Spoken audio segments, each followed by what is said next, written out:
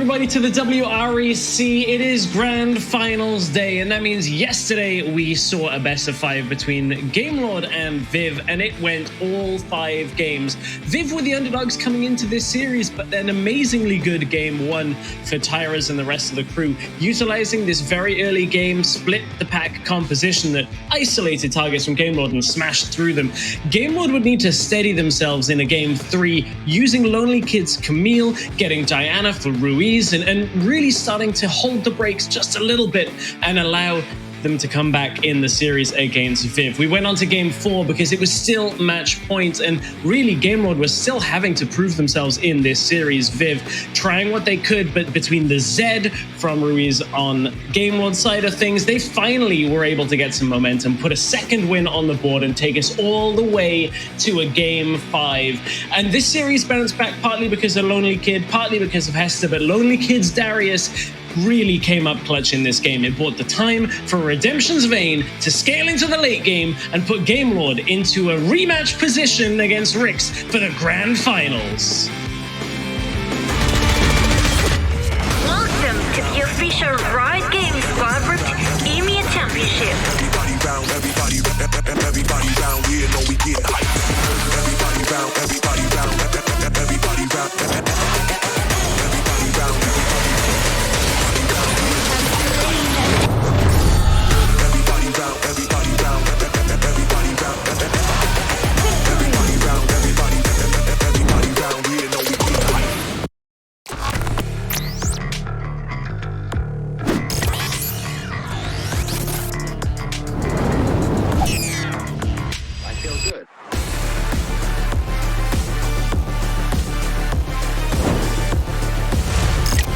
Put out more damage down in these team fights, but Zephy's quite tanky in the front line. You can see all this shielding coming through, and Joey this time gets charmed up and gets taken down, and that's exactly why Hester has been picking this Rakan and has looked insanely good on it. Now this Yuumi is not enough to keep everything alive. I think we can take down RIX, obviously. We are not playing to our top level. We are actually in a slope right now, and we are doing the best we can to come back from that slope, but On the end of the game, as that's the hook onto Kamau. Kamau is going to fall. Absolute Zero gets blocked, and I was hoping to see a little bit more from Formulation, but RIX have absolutely destroyed them as random on that signature. Darius is going to go for the triple onto the killing spree. Yes, he said. You know, I feel like when it comes to this, there's 2 types of people. There's people who predict RIX and they're consistently correct, and there's Stress who consistently predicts against us and is always wrong. So I think if you want to be not like Stress, you should probably predict RIX for next week, and yeah, I think we'll be able to take the series against Gamelord.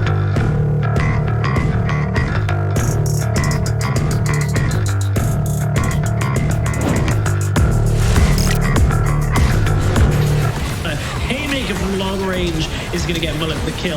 Now they're trying to chase down onto Frannis. Kranix hasn't really felt his impact in this fight yet, but there's a double kill for the set. Going to chase through as our nation forced to stasis. Absolute Zero. We knew we could win, so we never gave up, and we just played our game. We knew what to buy, we knew what to play, and I think we did it pretty well.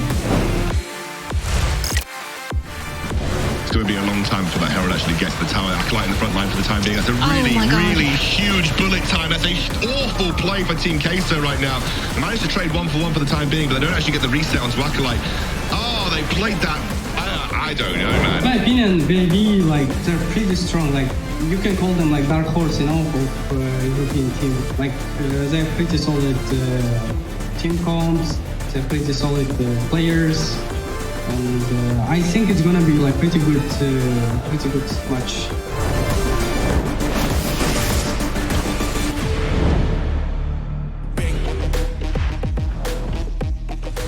Welcome everybody to the WREC Grand Finals Day. It is Sunday. It's a perfect day for a best of 5. I'm Stress, joined by Excandrel and Stuart to begin this best of 5 up. Welcome back, Stuart. I know you had some internet problems yesterday, so you're here joining us at the beginning of the show. I want to give you just a moment to put your thoughts together for Viv versus Gamelord from yesterday.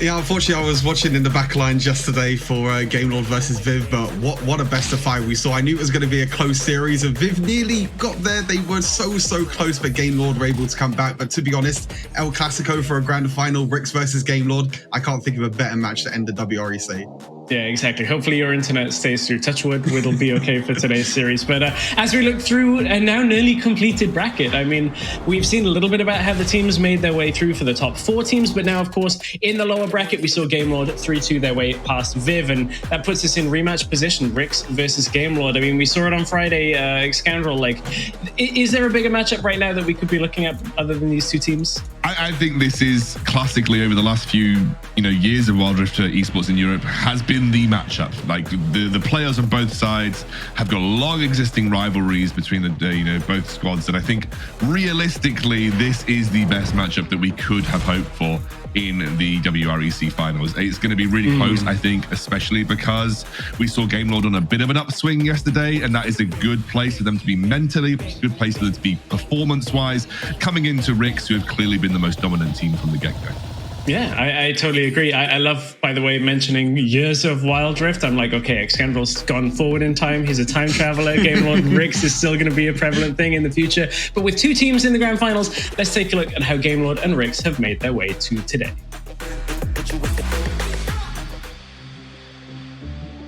Yeah, I think we honestly have even more to grow, and as metas change, I think we'll be one of the teams that are really good at, finding new picks and sticking to new things. But yeah, I definitely don't feel like we've reached our peak at all.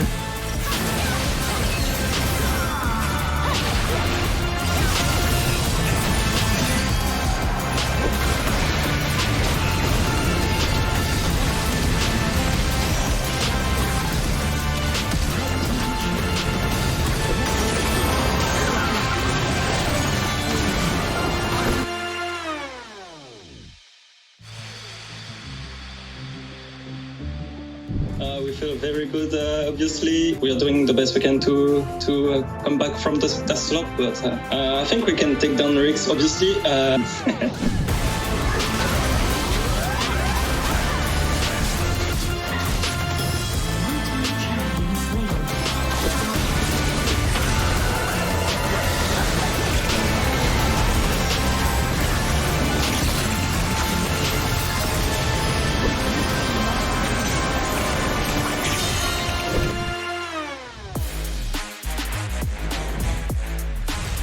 That's a little taste of how our teams got here today. I don't think it tells quite the full story of RIX bouncing back on Friday and then Game Lord bouncing back yesterday.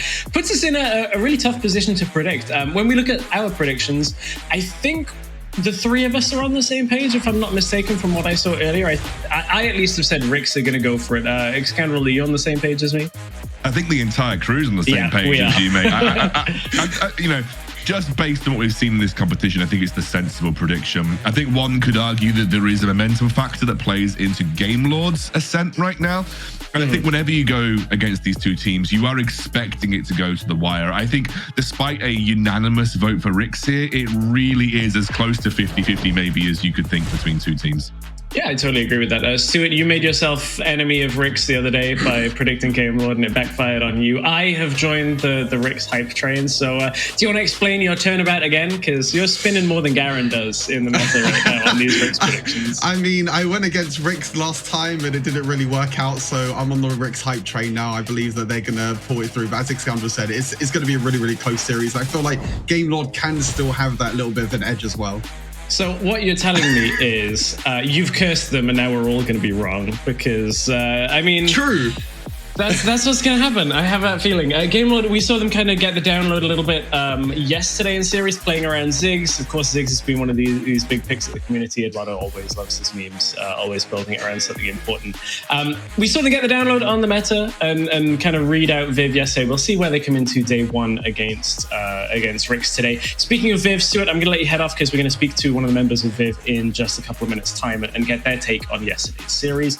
While Xcandrel and I delve a little deeper deeper into the headlines, I think the biggest, most obvious one is that it's finals day today. It's a best of 5 again, and I think it's really worth us resetting like the difference between best of 5s, and especially at finals best of 5. There's a lot of pressure on these teams. Yeah, and I think specifically as well, this is, as we've alluded to, kind of the match of titans in Europe. You know, these are the 2 best teams, the people that predicted would be the 2 best teams coming into the tournament. It's very rare that you see community predictions kind of come to fruition and kind of like the expectations before a tournament play out to the absolute nth degree. But the finals that we've got here is essentially the 2 best teams in the entire region. They were expected to be the 2 best teams in the entire region, and they've kind of lived up to that heading into this best of 5. And I think I want to also reiterate what you mentioned, that it is a best of 5. Plenty can happen. We saw huge draft and priority shifts in the previous best of 5 series yesterday, and that was something that really benefited GameLord.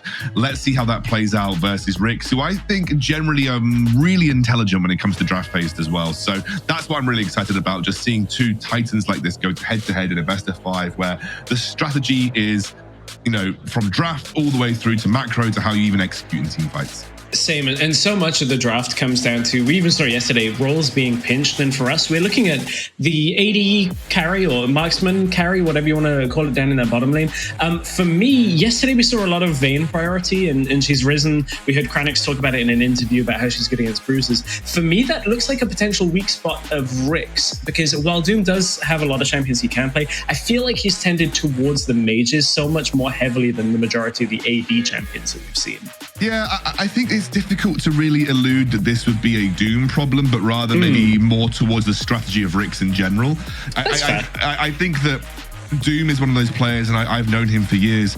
He can play Vayne to a good level as well. But I think what we're probably more looking at is that RIX have got strategies that they have pre-prepared. They are more comfortable playing certain types of compositions. And I think the question would be is, do they see a priority in Vayne the same way that GameLord did in their series versus Viv, or is it a case of that actually they think their strategy trumps that and the Vayne priority isn't as much of a big deal for them? That's a fair point, and certainly about team strategy. I think that's why perhaps one side I think that I've seen a little bit more from GameLord, like they've opted towards the Seraphine sometimes, and like these different team compositions that other teams haven't. But we did see them kind of get hung up yesterday on the Corki. That really, in game 1 and 2 from yesterday's series, put them trying to play late game, and they just never really got there. So I think it's a really interesting draft that as we get into the first set of games, I think it is really going to start telling the tale and see where things carry over from Friday. But you know, we've talked a lot about GameLord and RIX. There is of course another team that was in this finals weekend, that is Viv. We've got Ryu, who is the substitute for Viv, standing by with Stuart for an interview.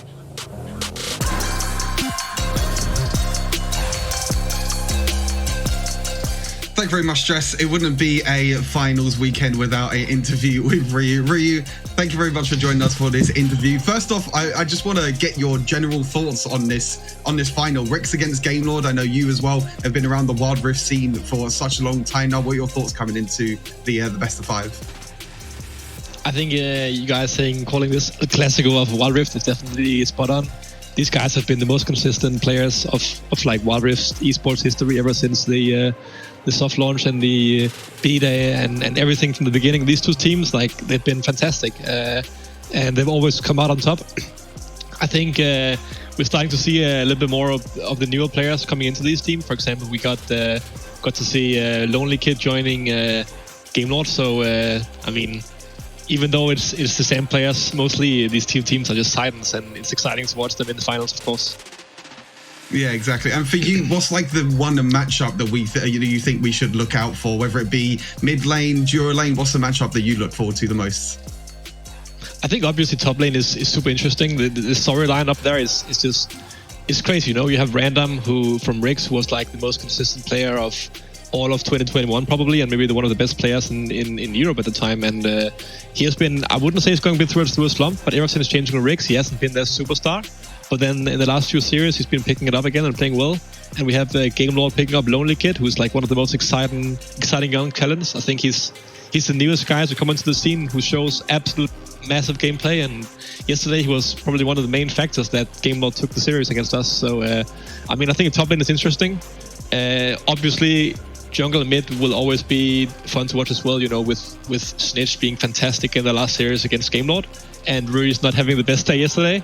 So let's see if Rui's can match this today. But yeah, I mean, top and mid lane will be the most fun to watch. For sure, and as a support main yourself, we got to look down in the support role as well. Heste against Clue. What's your thoughts about the matchup? I mean, Heste's had a lot of bans towards him. Clue's been playing a lot of different champions. What do you think about that matchup? I just think it's heavily one-sided towards RIX. I mean, sorry, Gamelord. I think actually Heste has been playing out of his mind lately. And I don't want to say anything bad about Clue. He's a great player, but I think he has to step up today if you want to, you know, be one of the reasons that RIX wins today. I think Heste has been playing great around Zefta, and also I think, you know, we saw Seven with some really interesting moments during the first series between Gamelord and RIX. So I think the jungle support duo for RIX have to step up if they want to match Zefta and Heste today. 100%. And one last quick thing: what's your predictions going into this? What's your final thoughts? I want to say Gamelord. I think Gamelord has the highest, you know. I think if Gamelord hits their level, they're the better team, but they just haven't shown it consistently enough. So I'm going to say 3-1 for RIX. Awesome. Thank you, Ryu. As always, let's head back to Excalibur and Stress to get us closer to game number 1. I think I said it the first time we had an interview with Ryu. I'm like, can we just have a Ryu interview on every single broadcast? He's so insightful, like very well spoken. I absolutely think that Ryu, if he ever hangs his playing gloves up, would make a great broadcaster. I genuinely do. I could see him being an excellent like color commentator or an analyst, you know. So I think, you know, maybe we can convince Ryu next time round. Don't play. Come and join us on the cast. we said that to him. We actually joked about that off camera. I'm like, I don't want to force him to retire or anything, but you know, Ryu, there's an open spot in general. Anyway, let's get on to this series. Let's focus in. We've talked a lot about the rosters and the lineups.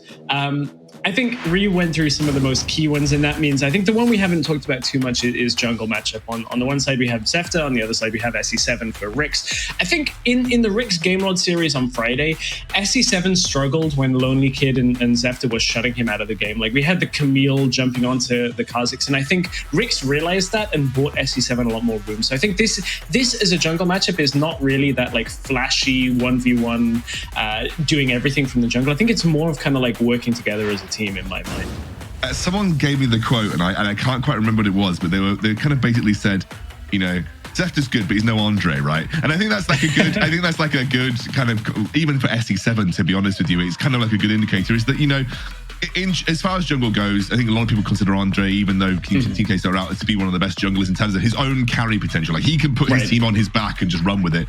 Whereas Zefta and SE7 are great, but they do play more facilitating. Like, they've got superstars in their Baron lane, for instance. They've got superstars in their mid lane, and it's more facilitating. They can't have the resources. And I think that's kind of why you saw that Jax composition come undone a little bit, is because although Zefta is great and he's a fantastic jungler, there are too many other like personalities and players on that roster that need the resources to win. And I think that's what SE7 is actually quite good for with RIX. When you've got all of these superstar laners, SE7 doesn't often need to take the spotlight. And that is something that I think helps RIX. He's much more facilitating, much more playing for the team. And I think Zefta transitioned into that throughout that series yesterday versus Viv and became much more kind of almost like a supplemental role to help his team, you know, achieve success. For sure, totally. That's the best thing about these is they can come in one game they can carry, but it doesn't need to be every single game, which it feels like some other teams like KSO have to do. We are very close to our grand finals as I'm checking the clock. We have a couple of things before we get there, and one of them is to check in with Stuart for his key points of the game.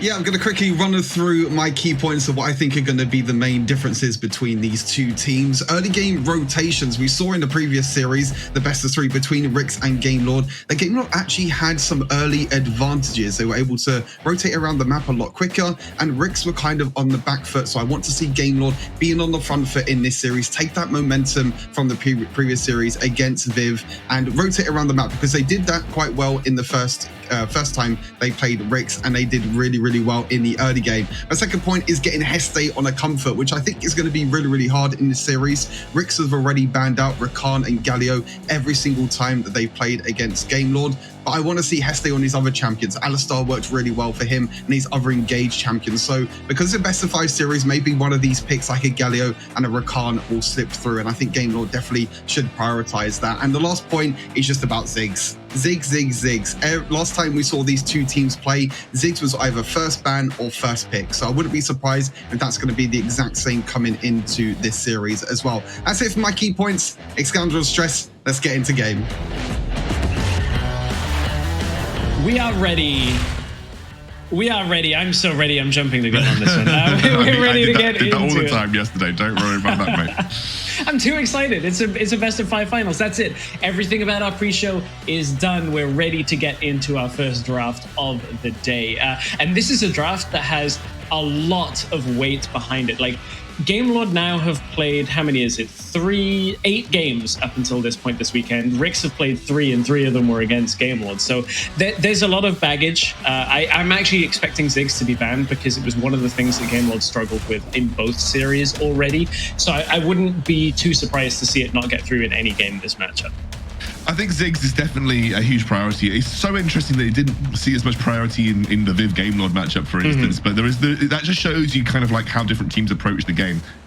I am so keen to see Doom not on a mage though, because like he's always been a traditional AD carry player. I know he does play a wide variety of champions, having played jungle professionally before he switched over to the AD carry role, but I definitely want to see maybe Doom go towards that redemption arc of, it sounds stupid because I literally was trying to talk about the player redemption and now just said redemption arc, but go towards what redemption is kind of doing, which is transitioning more towards these traditional backline carries. I love the Rakan ban though. It's like, no way, Hester, best champion by miles.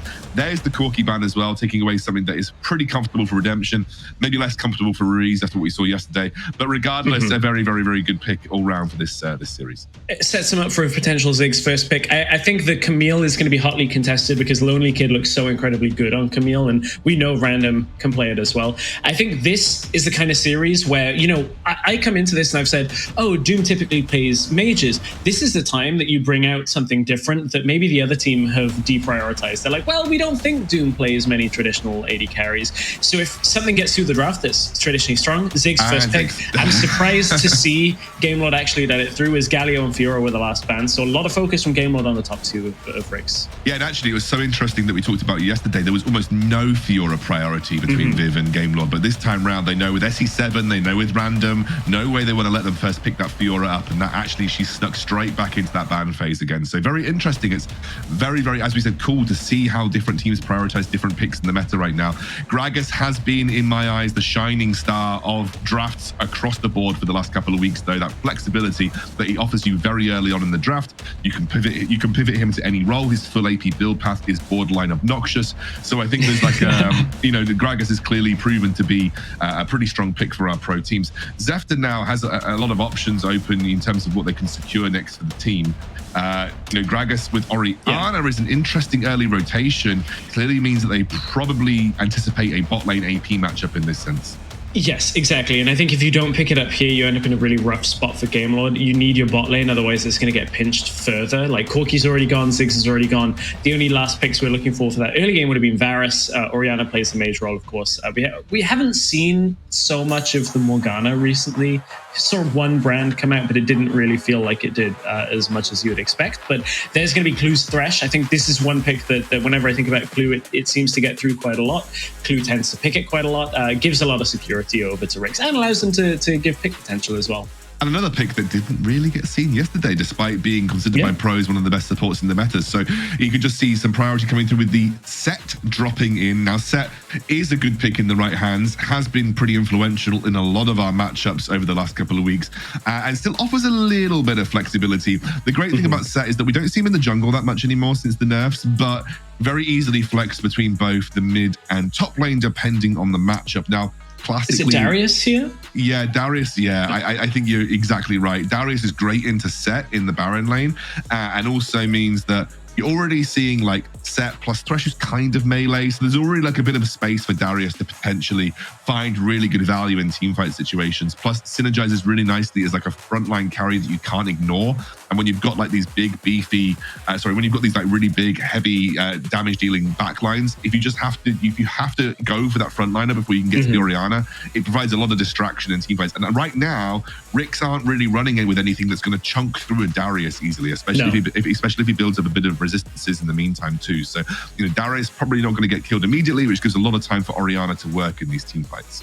Yeah, that's a fair point that we'll keep a track of. Jax has been banned away from the side of RIX, as Game Lord will also ban out Riven. Zed is gone, of course, with one mage in the middle lane, in the bottom lane, I should say, for Doom. It allows Snitch to go towards the AD route.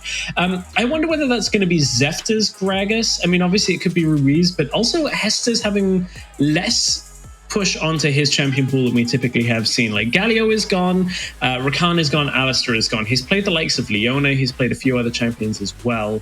We've seen Nami come out when they've been playing AD carries a little bit more. So I wonder whether Hester would think about piloting that Gragas as well. Yeah, I mean, I think with the Garen lock-in, it potentially could be the case. Zefta, obviously someone that we've seen do this incredibly well.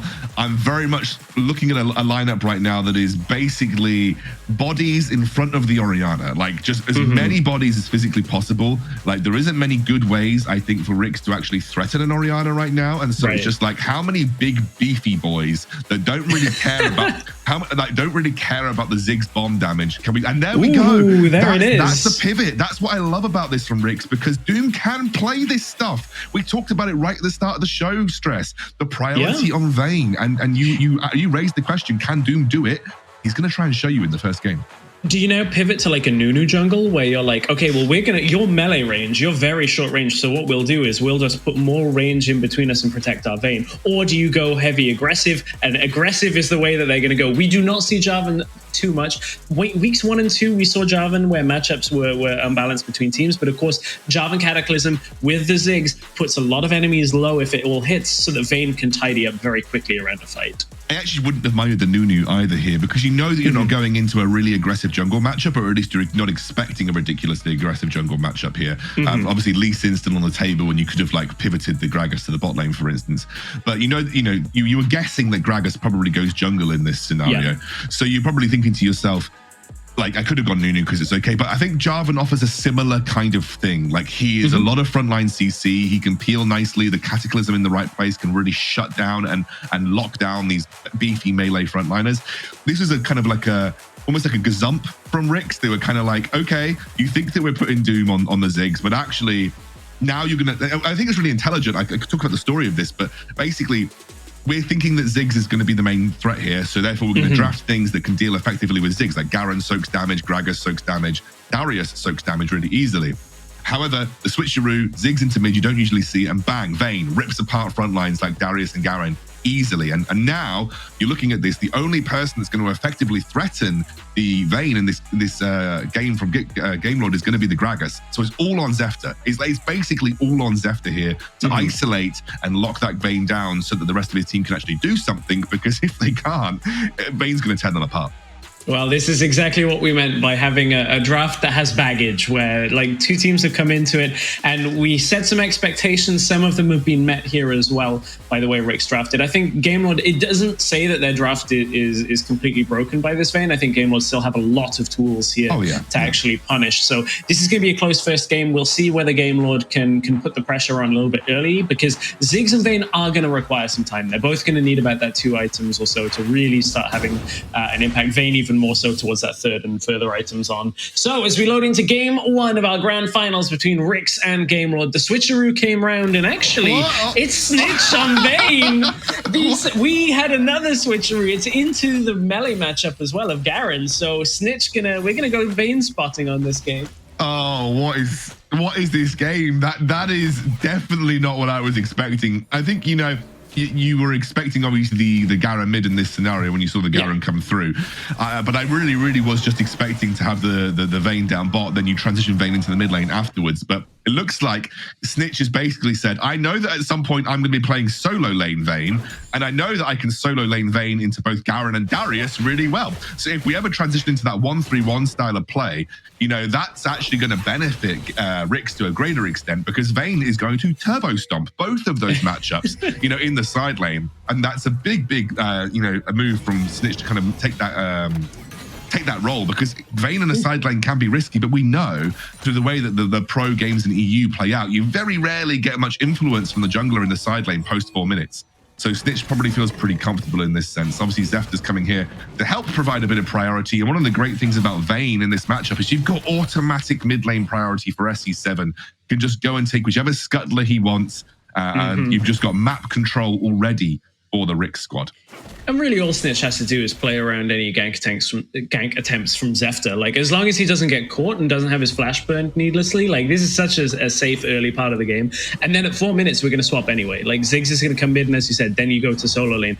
I kind of like that Game Lord are playing around this bottom lane, though, and saying, okay, let's force Doom away from the lane. It doesn't do too much, but there aren't many areas for Game Lord to have an impact on right now. So I guess they're just trying to get a foothold on anything they can to begin this game off. Yeah, I also really loved that we saw a little trade where Random absolutely bodied Lonely Kid in like a very early little 1-2, and it's led this to dive is going off. SC7 and Random under the turret did not get the haymaker off, and Lonely Kid is gonna pick up the kill. That's a huge blunder. Like, was the cooldown just not there? Random looked like he was ready to use that big shield and just couldn't get it. Looks like I think he got apprehended. And then at the end of the apprehend, because it kind of interrupts you for a moment, that apprehend essentially resulted in Lonely Kid being able to outplay on the tower. It was a risky dive anyway. It's not like you had taken Lonely Kid down to like negligible HP. You can look at his summoners and know that he has barrier. I think you know, it was a overzealous attempt at looking to make something happen on the top side of the map, because you've seen that your Ziggs got starved out of a lot of resources on the bot side, because, you know, Game Lord were responding in kind on the bot side of the map. So it was a little bit like we need to do something because Doom's lost so many resources, but it just felt a bit overforced. And, you know, a Jarvan set, especially pre-5, like, you're not looking at the most ridiculous amount of kill pressure in the world right there, especially on a half HP Darius with barrier.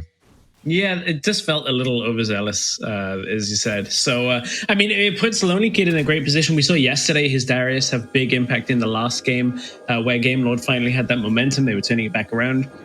We haven't really spoken too much about Hester in this game. I mean, the Nami doesn't offer him the same amount of potential to get fights started in the early game that some of the other tanks that he plays. But Hester's played enough Nami games. We've seen his tidal waves be really impactful, very good in the fights as well. So even though it's not typically a pick we associate him with, I still think it's one that he has confidence with. There's a suplex back into the tower, perfectly positioned. And here comes Clue. Flay lands. Lonely Kid, no flash. No hope of getting out of that one. It's Clue that gets the kill credit, but it's a 1-to-1 score on this game. Oh, that was nice from Random. I mean, I think Lonely Kid had a very, very false sense of security in that sense, because he was like, I'm just bodying him now after that tower dive. There's no way that he's going to take a fight with me. And Random suplexes right back into tower range. And obviously we saw Clue just hanging out on the sidelines with no flash available from that previous tower dive. Lovely little play there. It's going to allow them to go towards that top side of the map and get at least a plate maybe off that push. I think they didn't quite convert it into the Rift Herald, which is what they were hoping for, because Zefter had basically said, we'll contest this where we can, and forced them away, thinking they didn't quite have the resources necessary to kind of cleanly take that Rift Herald. They didn't want to risk anything. Game Lord thought about taking the dragon. RIX started to commit down towards it for a fight. I don't know about this fight from RIX. I feel like they need a little more time before they can actually fight. Same being said for Game Lord, they don't exactly have the best early game comp, but I think when you have a Darius, it always has the ability to go off. Cataclysm used in the middle lane, Darius forced to flash. They're putting a lot of pressure on to Lonely Kid. Condemn, I believe, actually locked Redemption in place, and that's damage coming down from Doom from a distance. Still has that ultimate.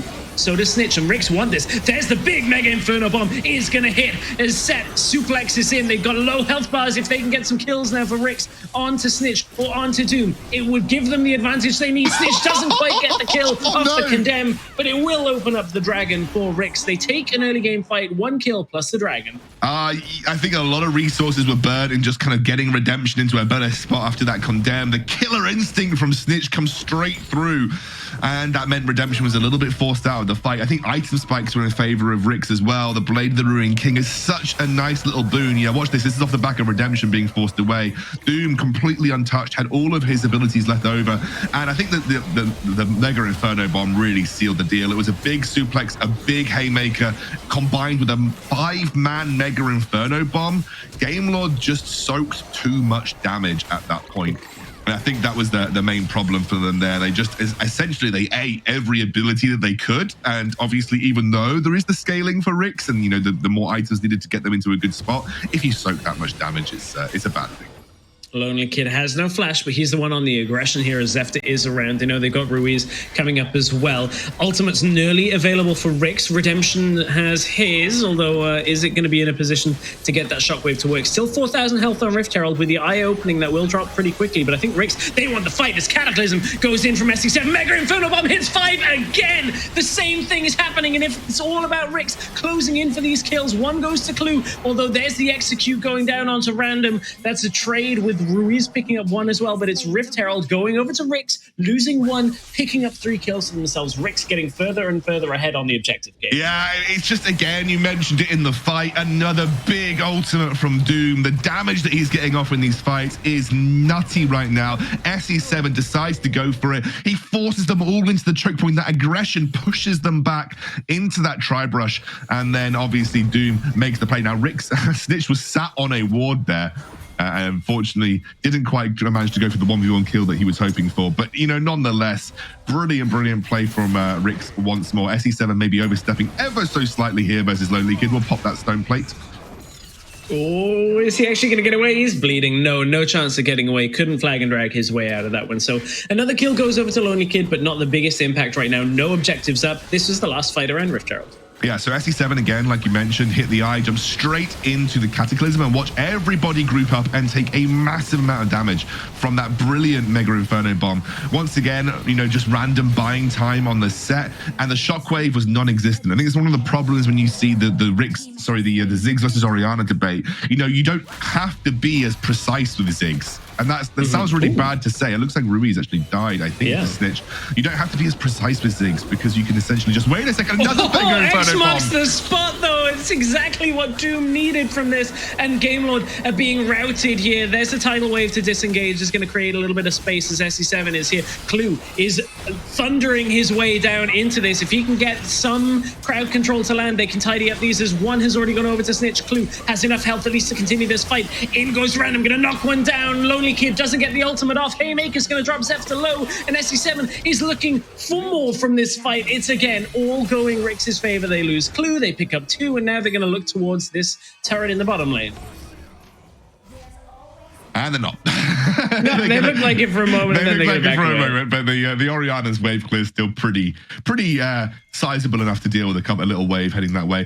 And Dragon's coming up. Dragon is coming up, yeah. I think something else that's worth mentioning about the Java pick is that it almost is like a small, like, Lulu steroid for the Vayne as well. Remember, the standard gives a bit of attack speed when you place it, and so it's a nice little boon for Vayne in the moments that count. And I think it's something that's maybe a little understated about what Jarvan can provide, because that attack speed in the late game, it's no mean thing. It really can have a big impact in the right moments. And so I think that's another nice reason. That's a big engage. Yeah, another Mega Inferno Bomb. These are just landing too clean as another kill goes over. This one goes over to Snitch, and that's a killing spree for the Vayne. And with Doom doing so much damage and SE7 and setting up these fights, I don't see a way for Game Lord to really start breaking these fights open in their favor. No, I think at this point, RIX have got a firm control of the game. That Vayne pick really tears apart both Lonely Kid and Ruiz in teamfight situations. And then that's the juice that we talked about. You know, we mentioned, oh, I'm a little worried, is Ziggs going to be able to push through the Garen? Is Ziggs going to be able to push through the... Ooh, Darius? Yeah, that's the execute going through. As it's pretty simple in the 2v1. But bot lane, the turret does finally go down. It's a turret for turret, and of course, Random maybe just thought that he was alone with the Darius, but unfortunately not. Lonely could have the support. But you know, we talked about it in the draft. We were like, is Ziggs going to be able to get through the Darius? Is Ziggs going to be able to get through the Garen? This is why this has been drafted, because they can just soak bombs, and it's not going to mean too much in the grand scheme of things. But then that Vayne pick comes through, and that was kind of like the almost like the skeleton key that unlocked this Game Lord composition. They just get through both the Darius and the Garen with relative ease as the game progresses, and it's going to crack open the oyster to reveal the Orianna Pearl. And that's exactly what the RIX team are looking for when they come to these teamfight situations. I will say though, it's not really been Vayne that's been the star of the show. Really, Doom's Mega Inferno bombs have been doing work. And so, you know, we highlighted that coming into it. Like, it's the most telegraphed pick the RIX are going to have. Like, if it's available, they will first pick it. No questions asked for Doom, because it's one of his picks. There's a Condemn lands onto Hester. Hester's going to drop low. They set up the kill this time for the Mega Inferno bomb, and it's all too easy for RIX. The explosive cask, if anything, just makes sure Ruiz actually gets picked off. It's a rampage for Snitch. This Vayne is tidying up the fights, and it's everything that RIX needs on top of the damage coming from Doom. Yeah, and I think Game Lord as well, just not quite on the right page. 3 members alone in the red side jungle of RIX. You're not exactly ahead. It's a very aggressive position to be. You don't exactly have a huge amount of vision control on the sort of the river entrance in the mid lane. I'm just questioning what was going on. Like, I understand that maybe they were pushing the bot lane in. They were trying to get a bit of map pressure and get some deep vision in around the red buff, maybe looking to set up a pick or something along those lines. But they just got caught out. And I think, you know, RIX very quickly to jump on that. I've got to give massive props to Clue as well. You know, Ryu said and raised the question, do we need to see Clue really step up as that support player if he wants to kind of combat Hester and be on the same level. I really do think some of the engages that Clue have brought to this game has been next level from him. Some of these proto belt flay engages, those picks that need to happen when they're happening, Clue is facilitating a lot of these catches as well, and it's really nice to see. Yeah, totally agree. In this game, like, Clue has shown up exactly how they need it. Now, there's a window of opportunity here as Vayne has showed topside for Snitch, and they kind of, I guess, will know that there's no teleport available. So there is a 5-man versus 4 on this bottom side if Game Lord can get a fight started, but that's quite a big ask with the composition they have. Actually, RIX are going to engage into this. I don't know how I feel about this. Mega Inferno bomb comes through, and that's going to be random dropping. A little bit of an overstep. Knowing that Vayne was showing top is an uncharacteristic mistake from RIX right now. Yeah, nothing to lose from it just yet, though. You've got the wave clear necessary from the Ziggs to stop that mid lane tier 1 being threatened. Obviously, we do have the Baron spawning soon, but I don't anticipate that Game Lord versus Ziggs are just going to try and rush that down, especially in the state that they're in right now. But they're trying to maybe make something of this mid lane. Zefta didn't quite get him as much done, although we haven't engaged him. Cataclysm, it's 3 members of RIX. They're trying to buy time for Snitch, but they've gone in again. Like, Snitch is down in the bottom lane clearing waves, which is an important job to do at this stage of the game. And SE7 goes in. They're not on the same page in this last 2 minutes of the game after a beautiful start. I mean, SE7 failed his exit, and I think that's what really messed up that engage. I think SE7 was looking to Cataclysm and then flag and drag back towards his team, but he didn't. And I think that was the problem. He messed up the actual flag and drag combo and got stuck in his own Cataclysm, which, as you can see, was essentially his death sentence at that point. We have the Infernal spawning. SE7 won't be on the map. Whether he's got the teleport doesn't look like it. I think they're going to give up the Infernal, and it's a little avenue back into the game potentially here for RIX, as that's going to get focused down. Oh, sorry, for Game Lord rather, as they're going to focus that down pretty quickly. Although I say that RIX want to have a RIX party. are drooping. 4 people hit, but most of it's absorbed by a shield as the engage comes through. SE7's not quite there, but the damage coming down already from RIX ahead of time. Stasis is going to buy Zefta another couple of seconds as he flashes out over the wall, and random drops once again in these fights. But has he bought the time? Caught him as Lonely Kid, and the rest of Game Lord are trying to cut through the front line. There's a tidal wave. It's going to get Stasis through as well as Doom. Manages to flash over the wall. The Vayne is dead. Snitch is out of the fight, and Game Lord may very well have steadied the ship for here. Lonely Kid is going to get caught by the bouncing bomb, and Redemption tries to get through with the ball, but the Rift Herald summoned in the middle lane to try and create a bit of pressure to force Game Lord away from the Baron at this point of the game. That's where they'd be looking. 4 members strong right now, and 3 members of RIX dead. I think with the jungler up and the fact that Doom on the Ziggs is still available, it's a very risky attempt to go for the Baron at this stage of the game. I think they're hoping that they'll get enough pressure to maybe take down this mid lane 2-1, but the Mega Inferno bomb's there.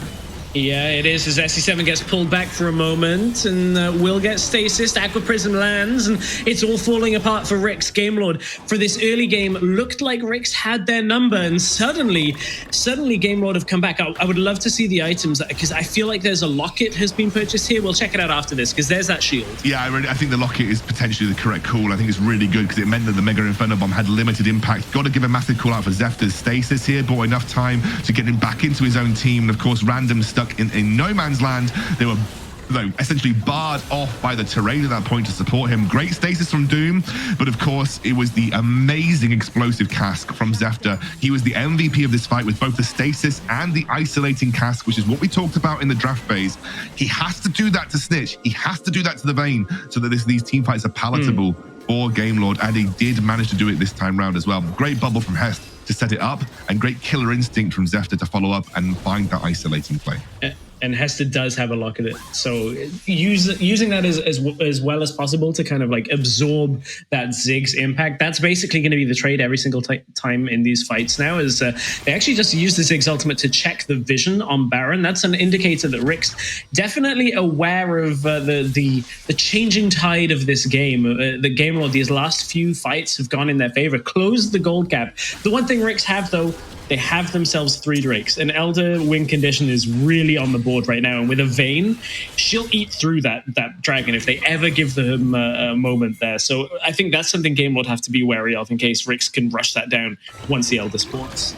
Yeah, I think, as you mentioned, there's something that a lot of teams have fallen prey to. Sometimes you kind of underestimate how powerful dragons can be, and sometimes because Elder often pops over to a team with like 1 dragon or no dragons, the value of Elder and the impact of Elder often gets feels a little underwhelming. But with a 3 dragon Elder on the cards, that is devastating in teamfight situations for RIX. If they didn't have, the tools already to deal with Gamelord, you add a true damage Elder to the situation, the Ziggs will actually start killing off the Garens and the Dariuses of this world with relative ease. So it's something to be concerned about. We have a potential engage, or at least a threat from Gamelord here around this lane. They're just essentially trying to ensure they have complete control of this Baron area. Random is the target. They're actually cutting him off here. Yeah, he's pushing with the wave still as Clue. It looks like he flashed forward to try and get an engage to work. We're already into the fight. As Clue forced back away, he's going to drop to begin this one off, or is he? His tiny amounts of health left as there is the engage on the top side. Snitch behind the wall, behind the ledge, will tumble forward. He's got a Guardian Angel. He feels like he's got it going, but he gets Aqua Prismed in place, dropped into the Guardian Angel, and he needs some coverage now as Snitch manages to tumble back out of this fight. It's Doom on the left side is going to get popped, as is Zefta. Zefta is the one actually to get the crowd control out of Doom. Aqua Prism comes through. Gamelord have done it. Surely that's a double kill for Lonely Kid. It's only SC7 and Doom that are still on the board for RIX, as they only lost Hester for Gamelord. Gamelord have turned this game back around.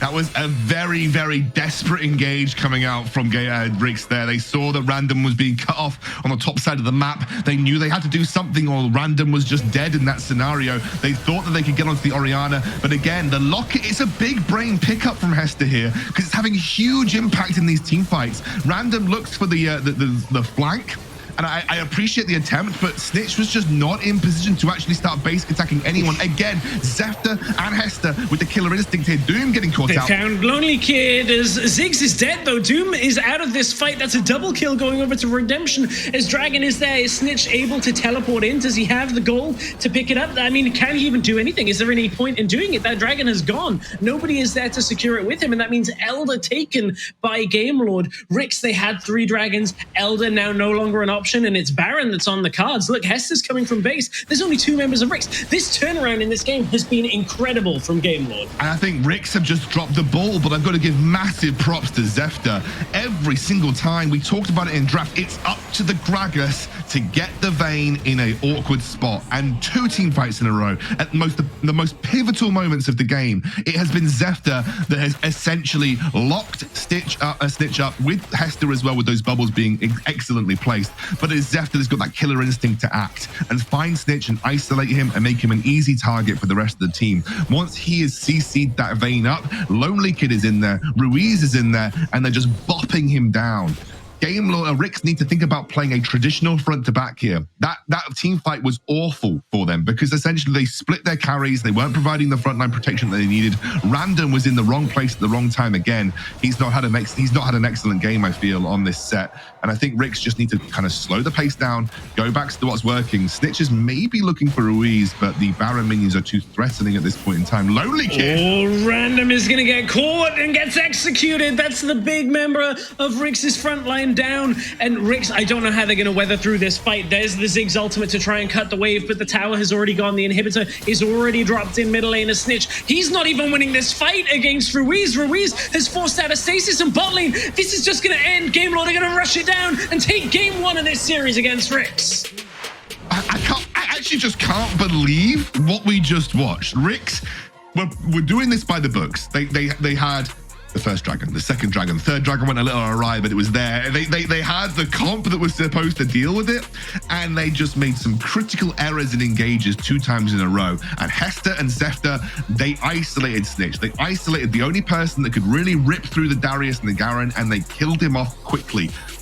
2 uncharacteristic errors in teamfight execution. I have gone pixelated like crazy right now. But the two teamfight errors were just uncharacteristic from RIX, and it was just great killer instinct from Zefta and the Gragas. We mentioned it in the draft. He's the one that's got to do it. He's the only person that counts when it comes to killing off the Vayne, and it happened.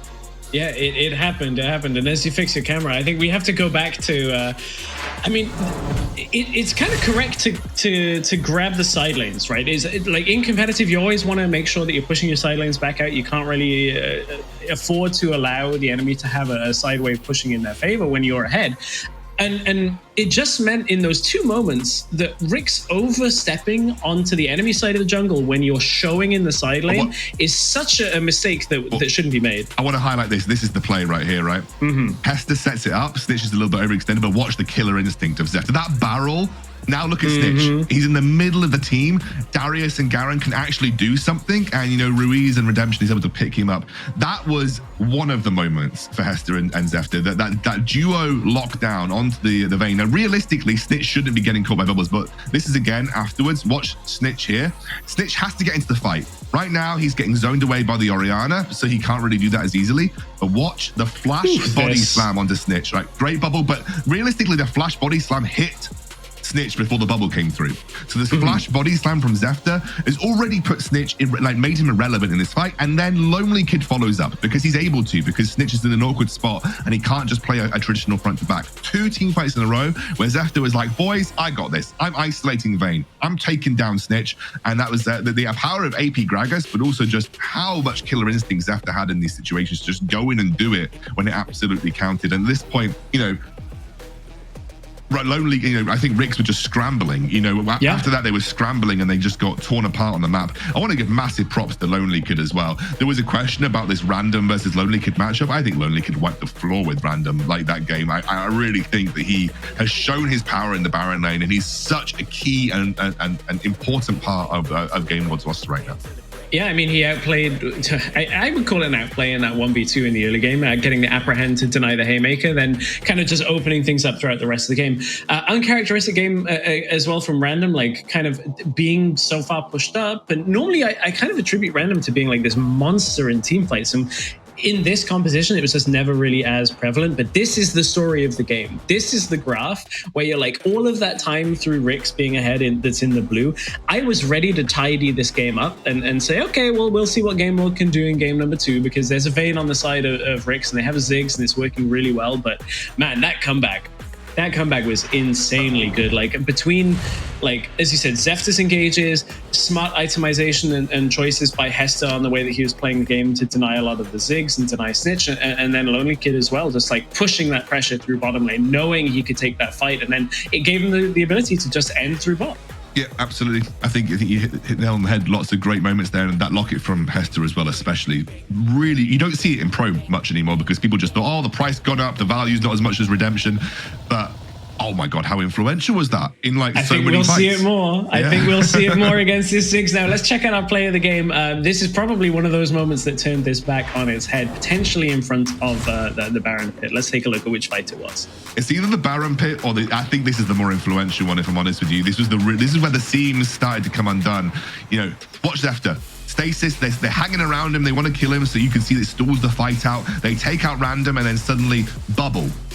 Boom, straight over with the brilliant barrel, and then they lock him up as well, take him down with Ruiz actually able to get into melee range of this Vayne. And once the Vayne's dead, there isn't any easy way to take out Darius. Look at how many bombs Darius is just soaking from Doom on the front line, because that is what Ziggs is generally quite weak to. Ziggs is not very good at killing tanks. So when you have like beefy bruisers and tanks like Garen on the front line, they just soak the damage against the Ziggs. That's why the Vayne actually was picked up in the first place, because it was necessary to actually get through that front line.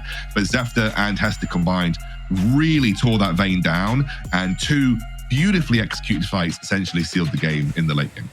It's so nice to see a draft where we're like, oh, well, we think the Vayne's going to undo this, but there's still some strength if Game Lord can play exactly this way. And then they hit the mid game and they do exactly what they need to kind of compensate against the counter draft. That was the game one we wanted from a finals. That was everything it needed to be. Let's hope for 5 of these total. Let's come back with game 2 in just a couple of minutes, and we'll see whether Game Lord can continue their momentum.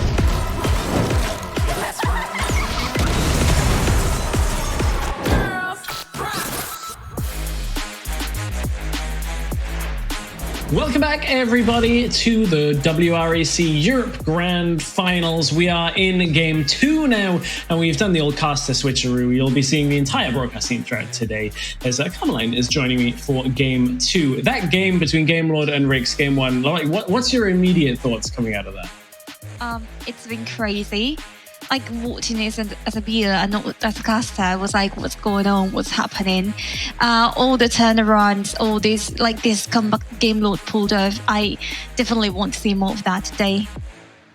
Yeah, I mean, if we have any more games that are that big on a comeback, I think I'm going to lose my mind this entire time. As I said, we're bringing more of our broadcast team in throughout the day, and that means it's time to check out Hell's Devil and see what he's got for his key points. Oh, actually, we're going to see RIX memeing first. That's a perfect thing to do. As I mean, this is definitely how RIX feel coming out of Game 1. They thought they were totally in the lead. I thought they were as well. But yeah, apparently the room is burning. Ouch. I mean, yes. Sometimes you need to burn in order to, you know, be reborn from the ashes.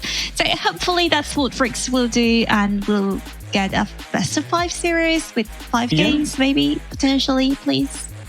Maybe it's a sign that we'll see Brand out of RIX. Now we're ready for Hells to give us his thoughts on Game 1 and what could change going into Game 2.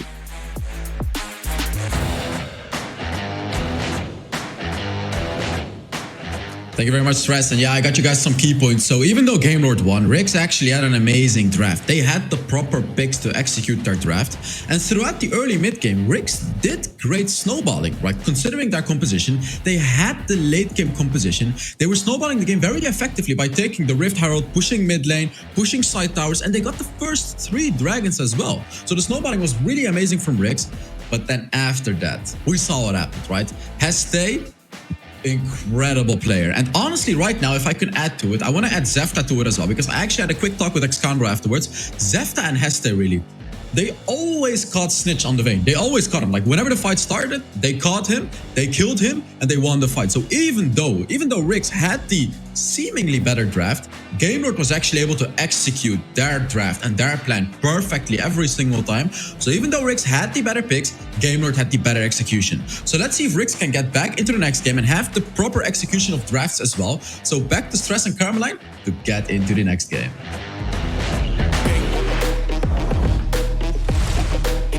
Yeah, I'm totally ready to just get into the next game. That's the thing about these best of 5s. I love that we can just run game into game into game. So I think Ziggs is probably not going to make it through again, even though RIX lost. RIX are on blue side again. That's what they've opted for. I don't know that the Ziggs is going to make it through again.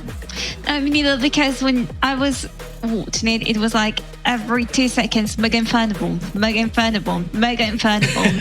So at this point, I think it is safe to say that if Ziggs makes it, I think someone is making a mistake here. And I don't want to say it's going to be Game Lord, because their draft last game wasn't amazing. But I mean, like, really, like, at this point, should be happening.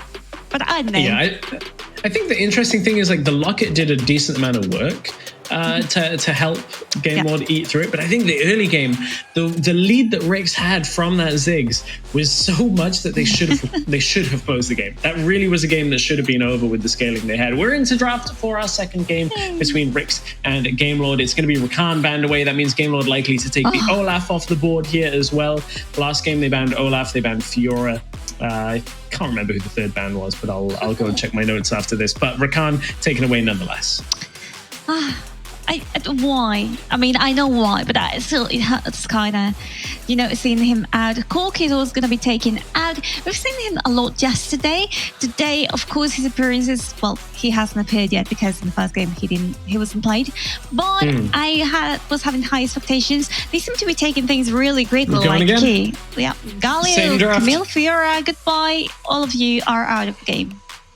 Exactly the same draft, so that would likely be Gragas, Orianna to come through here on the next rotation, which, I mean, I'm not surprised to see it. I think that from Game Lord's side, they're like, well, we just need to shore up our early game a little bit, and then we know we can come back anyway in the late game. They're actually going to over-prioritize the Darius. I kind of like this because this leaves RIX now finding a matchup into that Darius top lane. It was Game Lord picking Darius in their third position. they can assume that the Orianna will still be available in third position right now because RIX are unlikely to pick Ori here when it comes to already having Ziggs. I agree with you in this one. However, do we want to see the same draft as in the previous game? I don't. I mean, well, okay.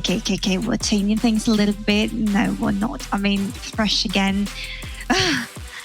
I don't think we'll get the same draft because I think we'll see a Vayne ban. Now that we know that the RIX play it, I think for Game Lord, they'll be breathing a sigh of relief that, okay, the Vayne didn't destroy us because RIX made some mistakes. So, yeah, we're going to see pretty much the same draft. And I think from RIX's perspective, it makes sense. And from Game Lord's perspective, it also makes sense. I think now we see the Orianna and Game Lord ban Vayne, and we see where we go next. Jarvan, no Jarvan in this game, right? Please. Possibly not, no. Can we not get Jarvan, please? Can we get anything else? Literally anything else with Jarvan. I'll take a team with jungle for Jarvan again. Thank you. Well, Orianna, as you predicted, making it full Game Lord once again. Seems like we might have the same draft as in last game, but at least for them. But okay, there's no need to panic right now, because we have some bans to go through. Here's the Jags. Okay. Yep. And then I think ban 5 is going to be Vayne, potentially, at least. It did undo them. RIX going to hold their fourth ban as well with the Zed. I think RIX's last ban was the Alistar away from Hester, so we'll see what Game Lord do. Oh, Game Lord actually stick with the Riven ban. We might actually be running the entire draft back, which is not the first time it happens, but it's rare and always fun when we see it. I did, for what? For what? Like, should we just play the BOD, the bird, again? Were you and Alexander were casting just to see how these guys? No, I want to see what happens in this game. We want to see what changes. The Nami's here as well, so the swap up. We know that means that Zefta is likely still on the Gragas. There's the opportunity for Ruiz to be taking it, but what that does is that doesn't reveal the Garen mid lane that it was last time. So now the Vayne is a lot less secure of a choice. You don't know the matchup that you're running into, so that puts RIX in a position. Do you take a jungle matchup? Do you look for something like a Kha'Zix, or do you go still for the Jarvan? Please. Do you opt towards the Nunu that we've had before? Do you go for Lee Sin? There's a lot of picks still available. It's going to be Kha'Zix. Okay, so they're going to go for extra damage. SC7's going to look to carry a little bit more. We do have one change so far on the 8th pick of the draft. Finally, and this one actually I like it. In the last game we saw a Gragas versus Jarvan. Didn't work out so well. I don't know if it was because of the champion or because as I said, the flags are not landing them properly. But you know what? We've got Kha'Zix and we're gonna complete this roster with Ahri. Finally, give me something different. Give me an assassin here in the mid lane. Give me an enchanter that will be able to deal all the damage, all that burst as well in the early minutes of the game. I'm really excited to see it because now you were talking about it. You've got the Garen. You didn't know what you were going to be facing, but I think Ahri can be quite convincing against this champion. Yeah, so Game Lord running exactly the same draft back. Yeah. Not too surprised to see it, as I don't think the Ahri offers the same kind of ability to eat through the front line like a Darius and a Garen and a Gragas. I think Ahri definitely struggles there. What this will do is if RIX can get Snitch and SC7 on this Kha'Zix and this Ahri to work together well with Clue, and get single picks, they can easily eat through one target at a time. I think the difficulty comes, though, is actually tidying up and ending fights. Like Kha'Zix is going to have to be the one that kind of carries a lot of the end of these fights, whereas that was Snitch in the last game. So interesting different draft. I kind of feel like even though last game RIX had the better draft against this Game Lord composition, I actually quite like the Game Lord composition coming from this one. I actually think it has a better opportunity to deal with RIX in this game. Honestly, as you were saying, I think RIX is more pick, kill oriented, and Game Lord is more team fight oriented. And this is going to be very interesting because if yesterday we were seeing how two similar compositions will be able to fight against each other, and it was a matter of who will perform better. In today, we're going to be seeing who is able to push their compositions, win conditions better in order to win this game. For RIX, it's vital to win the game. We saw yesterday a 2-0 that was turned into a comeback by Game Lord, so we know what they're capable of in case this happens again. But they already won the first game. So for RIX, you really want to win this one because we don't know what the mental is like for them exactly. We know how some players might take things. But again, this is going to play an important role in here.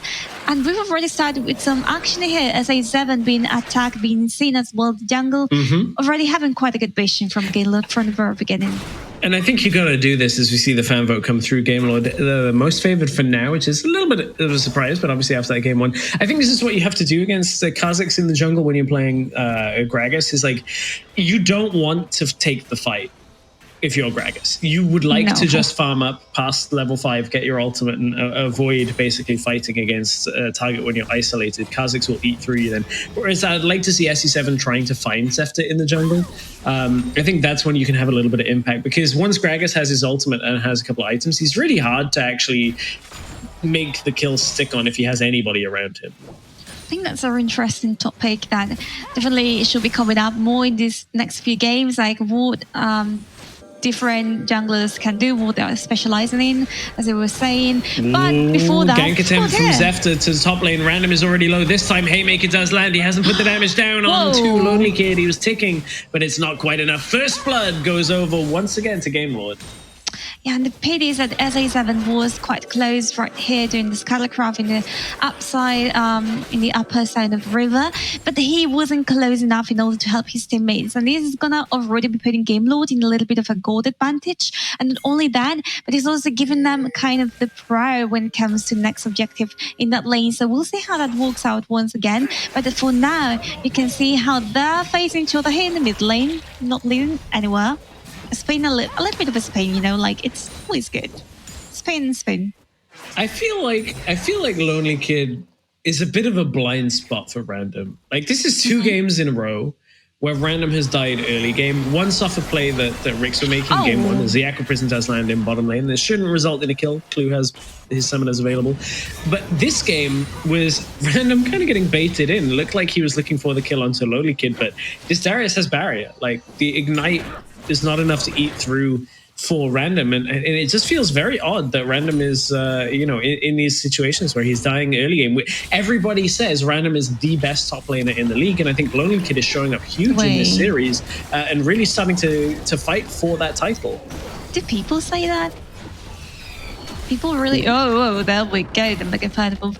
Do people really say that Random is best laner? 100%. Coming into this season, everybody's tier list was like, Random is on a different level to every top laner. He was like in a class of his own. Most people, players, and also some of our other co-casters were like, Random is absolutely the guy to beat in top lane and will dominate everybody. But Lonely Kid has, over time, I think, really started to challenge that. This time he's going to have to play around it, though. Barrier not quite available yet. Does get suplex back. It's going to be a tough ask for him to get out of that. Tries to use Decimate to get out. Barrier not quite there. Surely 1 second away for Lonely Kid. It's RIX and Random picking up a kill in the top lane to try and even up that top lane score. I'm really interested in how this is going to play out, like, because they've got Zed and Fresh in the same team. And that means that you are going to have a quite interesting combo right there with the Flay, the Haymaker. So I just want to know how this will work out once they get together more time. But for now, what we're seeing right now is that the objectives are going to be spawning in quite a few seconds. Seems like GameLord is kind of having their eyes on the Herald, you know, kind of getting a little bit of vision around the area, which is something, again, very important, guys. Don't forget to vote in your games. This is going to win you the literal game, so take note of that. But both teams seem to be focusing more on this first dragon, which of course is useful, but of course lead to a potential team fight that might not be so positive for RIX right now. So let's see if they do try to push for it, because for now the dragon is going down in GameLord's favor. Yeah, RIX have got Snitch collapsing on the bottom side, but I don't think that they can get there in time. 1400 on it, throws the Mega Inferno Bomb out to try and close the gap. It's the GameLord jungle has smote it down. That's going to be a kill going on to Clue, and RIX don't really find what they were looking for from that exchange. Dragon goes over to GameLord. Yeah, indeed, as I was saying, I don't think that teamfight will work so well. The hook from Fresh didn't arrive quite in time. It was a missed hook, if we are to talk about it. And yeah, this gives them the pressure in the bot lane here. But Lonely Kid also has quite a good advantage to defend the tower right now. He's in a position, in a place right now in the game where he's able to do this 1 versus 1s without much trouble. As we also talked in the preview, Ari isn't able to melt champions away like Vayne kind of does. So again, you're not worried if you're a Lonely Kid right now. You're not worried if you're Redemption. You're not worried if you're a Riz. And Zefta is doing quite well as well. So I think it'll all turn down kind of into this cautionary tale where both teams will try to keep away from each other a little bit. In RIX's case, of course, you want to keep on picking kills here and there, but it seems like they've identified how difficult it is going to be for them to break through the front line of Game Lord. Yeah, I mean, Snitch's one job in this game is to flank and try and get a charm onto Redemption and take him out of the team fight before he can ever really do much. All of the other targets are not particularly as useful. Like, even taking Hesta out, it can be done by an Ahri, but obviously, you know, it's a little bit less impactful than you would like. Whereas if Snitch can trade himself for Redemption, they still have Doom as that carry to eat through people. I think it's a tough one because I think SE7 is the one that has to kind of find the isolated targets, look at kills. But Lonely Kid, I think if he even gets a couple of items, it's going to be really tough to stop in this game. Like, it's hard to eat through that Darius who's healing up throughout that fight. Rift Herald will get started up for a moment by Game Lord, but now they drift back to the middle lane as both teams are kind of stalled out. Nobody committing to this Rift Herald yet after that first dragon taken. This is probably the longest time that we've had between a dragon and a Rift Herald take all season long. I feel like normally we bounce from one objective directly to the other, and it has not happened in this game around as Game Lord are the ones on the objective. That one hits 3. There's the charm going to land onto Hester, and the flay is enough to set a Doom for the first kill for RIX, but RIX now trying to get away from the situation. Won't be enough to get Clue out as Rift Herald down to 300 health. As Lonely Kid is going to get caught as that Rift Herald resets, bounces all the way back up in health, and it's Zefta once again on this Gragas, having exactly the impact they need. That's a great charm onto Ruiz, but it's not quite enough. Snitch gets flashed on by Zefta, and he is monstrous in this series. Game Lord backed themselves away. They got the Rift Herald. They got a bunch of kills as well. I think the viral role did a quite good job in that, even though Zefta had to flash away.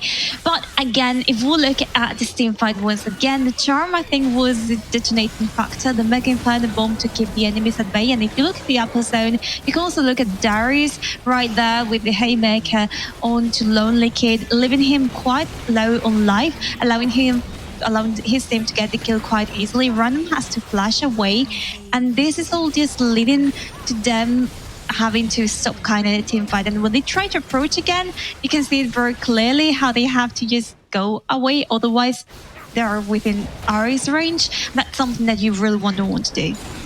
Looks like I was going to say Rift Herald was used, but it was not, as Zefta still has it in his inventory. That's Tower First Blood going down on the bottom lane. I believe it was first tower going over to Game Lord in the way that the indicators propped up, but that was the tiniest of margins that RIX lost out on that one. Apprehend doesn't connect for Lonely Kid. That'll back them away from the tower, and we're right into a Dragon Spawn setup as Redemption has been found in the middle lane.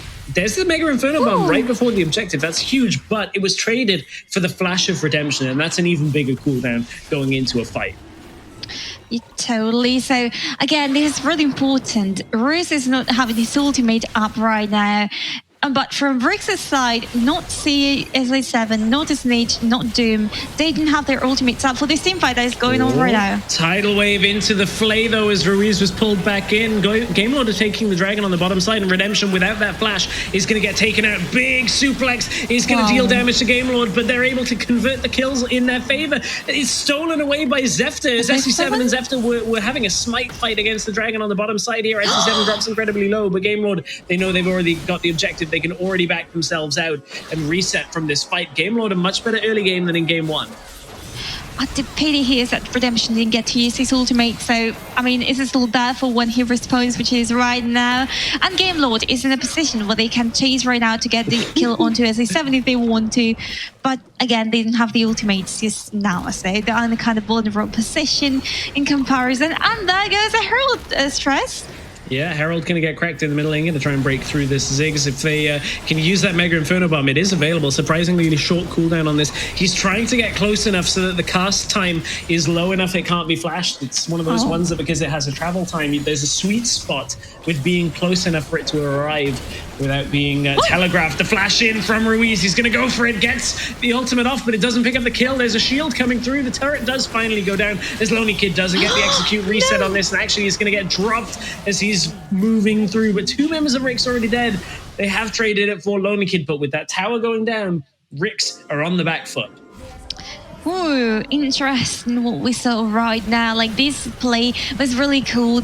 Starting with a tidal wave by them, you can see the box up that from RIX side trying to, you know, cage, as the name says, the enemy team for Game Lord has to not been able to get close enough, and also Snitch having to run away. This is complicating the tasks for RIX.GG. The Aqua Prison doesn't quite land. It's a little bit of a skirmish for both of them. They don't get as many kills. It's not as effective. Both teams had to retreat really low on life. And I don't know about you, Stress, but I'm seeing, again, as you said, I'm liking what Game Lord's doing in this early mid game, but I want to see more. Like, if you want to win the game, you need to do more in order to win it, because right now it's a push and pull. I think Game Lord have got a really good composition for fighting the later this game goes. We saw them turn around game 1, and that was against a better scaling team that had a lead. This is the kind of momentum, in my mind, that Game Lord are really ramping up for a game 2 win to put RIX on, on match point here. Like, Game Lord, this comp has a great strength in these fights and the way that they're being taken. 4,000 health still on the Rift Herald as RIX are trying to close in. Snitch doesn't really have a flank position as Clue flash play into it as he actually used the Protobell to start it. Zefta's got the Rift Herald and they can't quite get the first kill of this as SC7 had to back away. Big suplex, maybe what Random needed. The Haymaker is going to eat through Game Lord. Shockwave is going to catch Doom out, and Doom now in trouble. Doesn't have his flash available, but it's Snitch on the sidelines, puts damage down. SC7 has healed up. Looks like he got the honey fruit from the top. Charm lands, and now SC7, he misses the leap. He doesn't have the vision he needs to clean up this fight, and Hester and Lonely Kid just need to not be isolated. They can't allow SC7 to take them out individually, but Snitch is there. Charm isn't going to land. That's going to be the end of this fight, surely, as Game Lord, they got Rift Herald, but it was a back and forth fight. Game Lord lost 3 members in there. I think if there's something to be said about this team fight and to highlight, it's how SA7 is constantly been like the one complicating the life for Game Lord. Like, you can see them right now. He's gonna go in a second. He will go. The team fight starts. He stays a little bit in the back lines. You know, he kind of go quite in. He flashes away, and then this just makes things difficult for Game Lord because there goes Random again with the ultimate, and you can see how this just snowballs in RIX's favor. Clue here doing a quite good job by dragging the enemy away, and there you go. SA7 once again back in the Rift, willing to pick kills if necessary. So I think this is gonna be making this life very difficult for Game Lord again. Yeah, and SC7 just healed up. He didn't even take the honey fruit. Snitch is gonna land a charm, gonna hold Zefta in place and remove the jungler from this as Doom's Mega Inferno Bomb completes. But look at what they've traded for it. There's so much damage coming out from Game Lord that even without their jungler, they will be in a position to contest this. Dragon Random gets taken out by Lonely Kid's execution, and SC7 had to recall. He can't get into this fight. It would be a one-way trip, as he could have been the one with Smite. Aqua Prison lands over the wall, and it's everything Game Lord need. They take a 3rd dragon of the game, and now we'll turn towards the rest of the Rift. Do they go for Baron here? It's 10 seconds on Zefta, as Doom is the one that just died. Still 25 seconds left.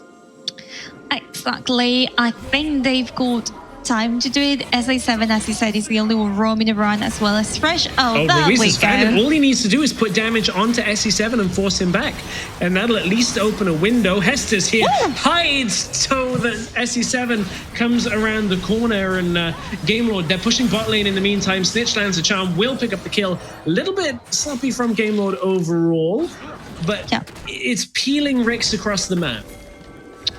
I didn't quite like this play, I have to say. I felt like, as you said, it was a little bit unfulfilling here. But you can see how Lonely Kid, for example, right now is in the lower side jungle, perhaps playing something for the Elder, Infernal Elder, which I think is going to be, really valuable by teams.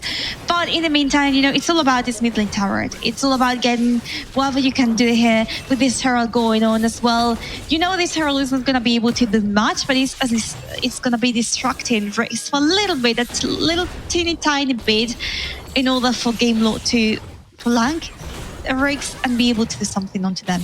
I think it was just about to expire on the timing by the looks of it, and they just had to drop it down as Game Lord can't get anything from it, as they're going to try and push down mid at least a little to try and get vision control. Random and Clue stuck with members of Game Lord around them, but you can always use those bombs from Doom to just poke and prod around the jungle, see who's there. Snitch just pushed that bottom wave, and that's going to push towards the lower inner tower.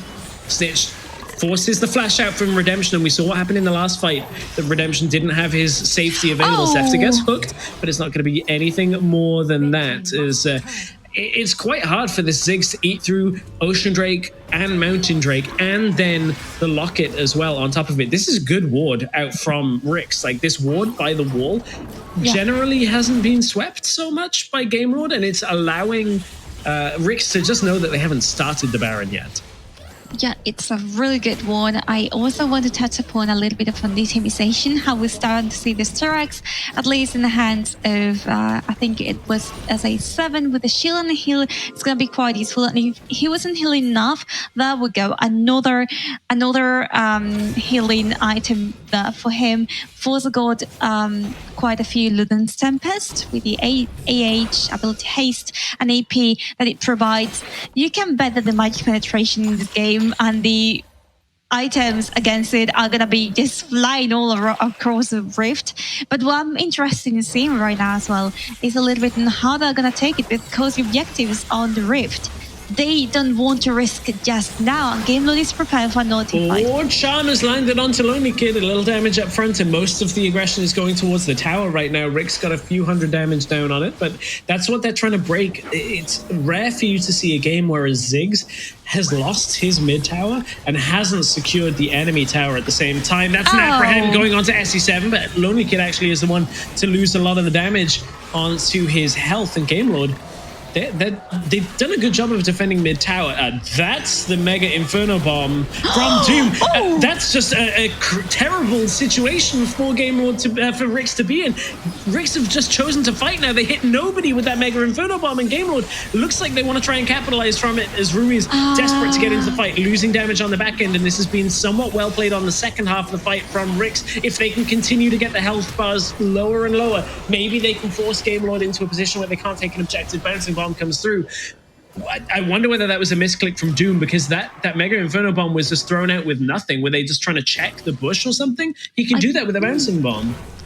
Maybe, I don't know, I was quite surprised as well. Another thing that I'm realizing right now is that from Game Lord, also something that is making their lives really difficult is how for Darius you have to be close up. For Ruth it's the same, and that's what's causing him to even, despite him being a frontliner, he's having to absorb so much damage. So in the end, he lasts for about 2 seconds being alive in the rift, and then he dies. Then you've got Redemption, who might be the only one who's able to fight from afar, because for the Gragas, okay, can't do this. This isn't going fast enough, and there's the explosive cask. SE7 gets blasted into oblivion, and 50 seconds on his death timer means that surely that's Game Lord taking the Elder Drake. They're going to peel off for a moment. 6,000 health on it, no smite available for RIX, and now can they get the fight to go? Perfect tidal wave is going to deny Clue the entry into the fight. Set with a Mega Inferno Bomb that's gone out early. The dragon is not low enough to be stolen as they're trying to get it. Who is it that gets it? It's actually Redemption that gets the confirm on the dragon. Double kill for Lonely Kid. It is all Game Lord all the way through this game. 6,000 gold in the lead with the Elder Dragon. That's a 4 Dragon Elder total, and they are going to be able to push through for a few more towers before that they can look to take Baron and maybe end this game. Random being the only one alive right now for RIX.GG. That point here ready for Game Lord to end the game They might just end here, actually. Yeah. Like, SE7's the only one coming up. There's still 20 seconds left as Random is the only member of RIX. We'll see whether he can do anything. Suplexes Lonely Kid back away from the beginning of this one, and SE7, they can't put damage down onto Ruiz. Ruiz is going to try and end this one as SE7 drops as fast as he respawns, and that's it. We're going to go Game 3, match point. Game Lord 2-0 up off the same draft back to back. I can't believe this. What? Okay, so we were all betting on Game Lord to win this series, but right now, of course, I regret not. But also, looking at this fight, looking at this kind of initiations, Game Lord had really complicated moments right here, but things seem to turn around. But this one was very important for them to win. The Herald has been again another stone in the shoe. They've had some questionable moments, but overall stress, I think they've delivered a relatively consistent performance. Yeah, I mean, GameLord have looked great in the second half of the first game, and then this game on top of it. I mean, we were anticipating RIX to win this series. Like, all of the broadcast team predicted RIX, and now we're at a match point situation. I mean, GameLord looks like that they've come so well out of yesterday's series, very prepared for this one situation against them that. Yeah, it's kind of a surprise. We had an interview with Snitch where Snitch said, what's the point in trying to counter Ziggs when Ziggs is so good? You may as well just play it. Well, here's how you counter Ziggs a little bit, because I feel like Hester has done everything that they need to. On top of this draft, like, Hester's constantly denying a lot of engages and denying the follow-up on the Ziggs ultimate, and then using his shields and heals to keep everybody safe. And the rest of the game would get a lot of room to perform. Like, Lonely Kid is having a fantastic series on this Darius, and I think it's really causing problems for RIX, those two picks. Hester shining all through this series, both yesterday, Friday. I think he's doing quite a good job in every single game he's playing, especially as Nami. So we can see it here. Just one dead, 15 assists, which I don't know about math, but I will bet it's about an 80% of the 85, 90% participation. Well, anyways, what I'm pointing at here is look also at the optimization, how complete it was by GameLord mostly, and how RIX was struggling to gather all that gold in order to buy the items, particularly when it comes to Doom. So again, I feel like they fell short. Yeah, it does kind of feel that way, doesn't it, from RIX? I'm hoping they can bounce back in the last game, or at least potentially last game, as it's a best of 5 between these two teams. Game 1 was a banger. Game 2 was a good game still from RIX and GameLord, but I feel like GameLord, this draft cannot be let through once again. I think the Darius has to go as one option. I think maybe you just let them play like the Corki or one of the other picks that you've been banning away, whether it's the Corki or the Galio, and see exactly where things go, because this game felt too comfortable for GameLord. You can see the gold graph there as it panned out, but yeah, I mean, RIX, they were so far ahead in game 1, didn't really get into game 2 at all, and now they need to find something different heading towards the game 3. Let's check out our play of the game and see where this game tilted so heavily in favor of GameLord. Drums rolling, please. There we go. Okay, this one was amazing to watch, you know. From beginning to end, you can see once again SA7 keeping a little bit in the back line and wanting to get too close. But then you've got Riz, and it seemed like he was about to die because of how much damage he had been dealt. He had been absorbing. But this Dragon went to them. They got so many kills on top of Riggs at this point that there was no way they were coming back from that, at least in the next few minutes. And that's how they won the game. Yeah, that pretty much sealed the deal for GameLord, and RIX needs to go to the drawing board, pull something a little different out. I want to see some different focus from RIX, because this draft is not working so much for them anymore now that GameLord know exactly how to play it off. A very quick pivot in second draft of just not revealing their mid lane matchup, I think, has undone the ability of RIX to draft more towards the late game. It's 2-0 in favor of GameLord. Only a reverse sweep will be enough for RIX to take the win and earn that first spot in Barcelona. GameLord have got one step through the door there already. We'll see whether they can make it 3-0 when we come back.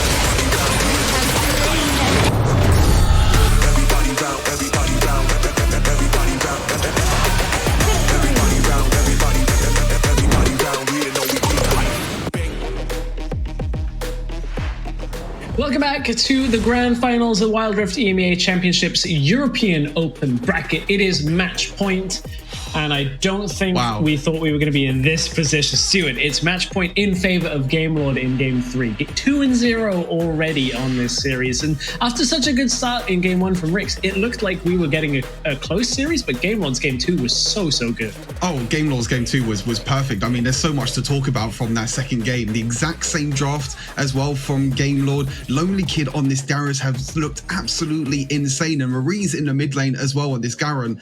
There's just so much to talk about, and I have to say, I have done my my Caster Curse tweet. You can see it there. There you go. My Caster Curse tweet is there. So if RIX come back and if RIX win, then you can thank me later, RIX. I've been so focused, I've forgotten to tweet about anything during this series. I'm so hyped up between these two. I mean, there's so much that we can delve into. I think the draft has to change from RIX. I know that for RIX, Zig's first pick has been working for them for the longest time, but there are too many other matchups that are going. There you go. We don't need to just hold the phone up to the screen. We can get some screenshots actually going. I think Zig's first pick is too good. Too hampering for RIX right now. It's too easily read by just pick a bunch of beefy boys and absorb the damage. Like Hester, we think of him as this engaged support, but now he's being cerebral and is like, well, we'll just pick disengage and I'll just shield you all and heal you all, and they'll never get enough damage to stick. 100%. I feel like the side selection might be pretty huge as well. Where do RIX go? Do they stay on the blue side? Because they've chosen blue. Oh, they've chosen blue as well. Oh, they have. Wow. So they're still going to stay on the blue side. So they probably have to maybe switch up the bans or something, or maybe just give over the Ziggs to Gamelord potentially. Because I feel like at the moment, Gamelord are just saying, okay, you can pick these mages, you can pick Ziggs, you can pick Ari. We're just going to pick a really beefy frontline. You have the Garen, you have the Darius, you even have Zephyr as well, which even though he's building 4 AP, he does get some fewer resistances as well from his second ability. And there's just no way that they can, RIX can even break through that front line. And then you have Redemption, who's been someone that we really haven't spoken about, but he's kind of been the shining light as well in the backline, giving them shields, giving all the movement speed, dealing all the damage as well. And we could be seeing a complete 3-0 wipe by Gamelord. We could. It is actually a viable outcome from here where we're looking at it. We'll see whether they can come back. Let's head over to Xscoundrel for his key points heading into potentially the last game of the series.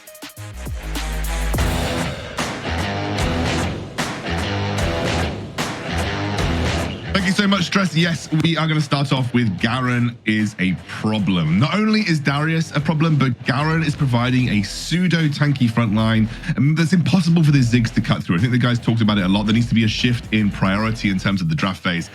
Garen is just impossible to kill. The fact that you can build Garen Black Cleaver plus Sterex Gauge, and he is not only tanky, but can also chunk you from 1/3 of your HP to nothing with Demacian Justice is pretty nutty. So Garen feels a bit of a problem. It also means that Ruiz doesn't need to perform like some sort of mechanical god.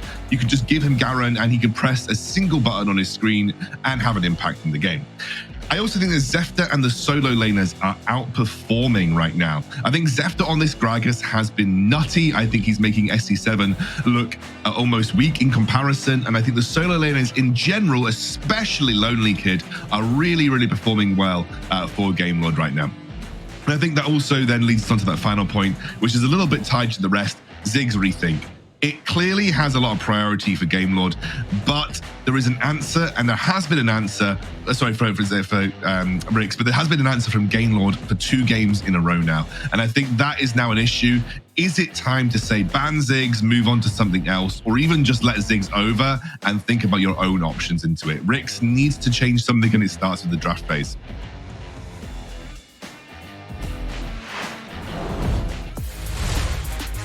And that's exactly where we're going. Thank you very much, Xscoundrel. Let's get towards our third draft of the series.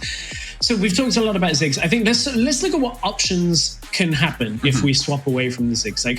Where do RIX go? Because I think one of the picks that is really viable would be taking the Gragas first, because Zephyr is a monster on this pick in this series so far. He, on a pick that typically doesn't dominate the jungle, is having a free reign throughout this entire series. His objective control is great. His disengage, his engage, splitting up fights, the way he's playing it is really hard to deal with. There's so many strong points for Gamelord that I'm like, what do do you break with your first pick?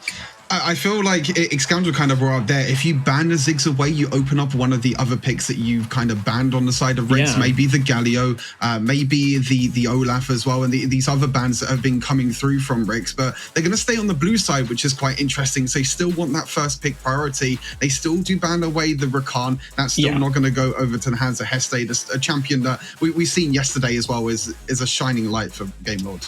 I think of all of the picks, Rakan's the one that I would keep on the ban list. I think Galio, we saw a rough game from Game Lord yesterday on the Galio, so I don't think it's as cut and dry as like, you let this pick through, you lose.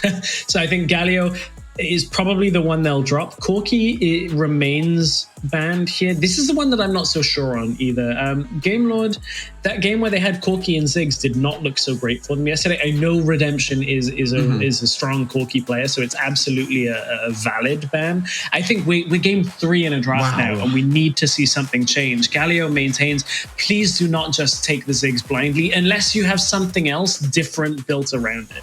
That's the only thing I can think of, is that RIX have something else that they want to first pick. Maybe is that Gragas, as you mentioned, take that away Darius, from Zeftar. Maybe Darius as well, because Lonely Kids look so strong. There you go. There's the adaptation. There's the Gragas. Taking that away from Zeftar. I think he's just performed above and beyond SE7, who's looked really, really shaky this series so far. The first game on the job, and he didn't really do too well. The second game as well. There's a high priority still on the Darius. Getting Lonely Kid on that comfort pick. Now, do you take away the Ziggs from RIX? Do you kind of fall into that bait? Instead, they stick with the Orianna, which is really, really interesting. So now RIX can have both Ziggs and Gragas in their, in their pile if they really want to.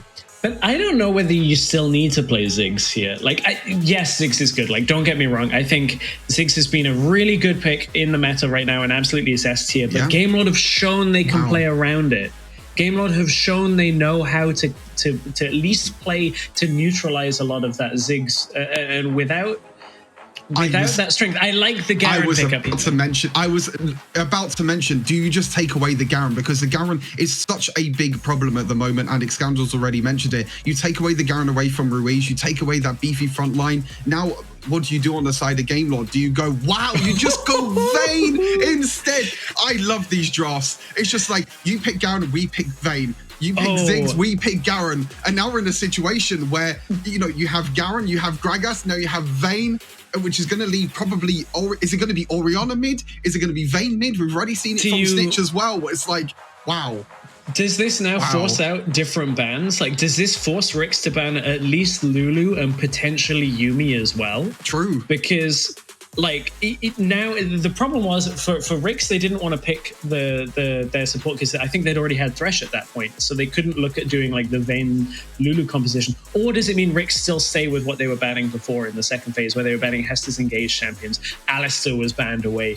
There it goes. So they're going to take that one off the board as well. But that does open the opportunity for Game Lord to last pick an Enchanter support, depending on if they go jungle on 4, and then they can fit their bot lane how they want to.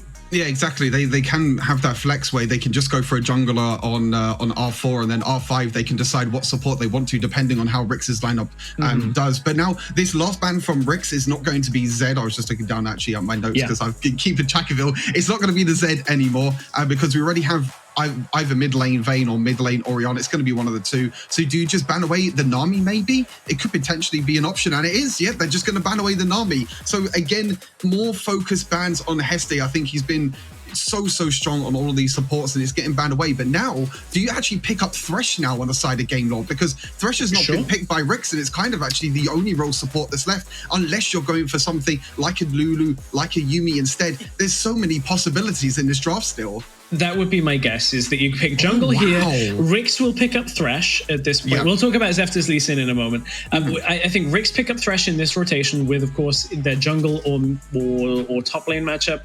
Set is available if they want it, and then Game Lord get to read it. It's like, do you want the Lulu? Do you want something like a Yuumi, which will provide crowd control as well, or do you opt towards like the engaged champions? Depends on whether they're putting that Leona. I was going to say Leona as an engaged champion. There's the jungle coming through of the Vi to lock down Vayne. Very different draft in this game, and this is a little bit more towards what Viv were playing against Game Lord yesterday.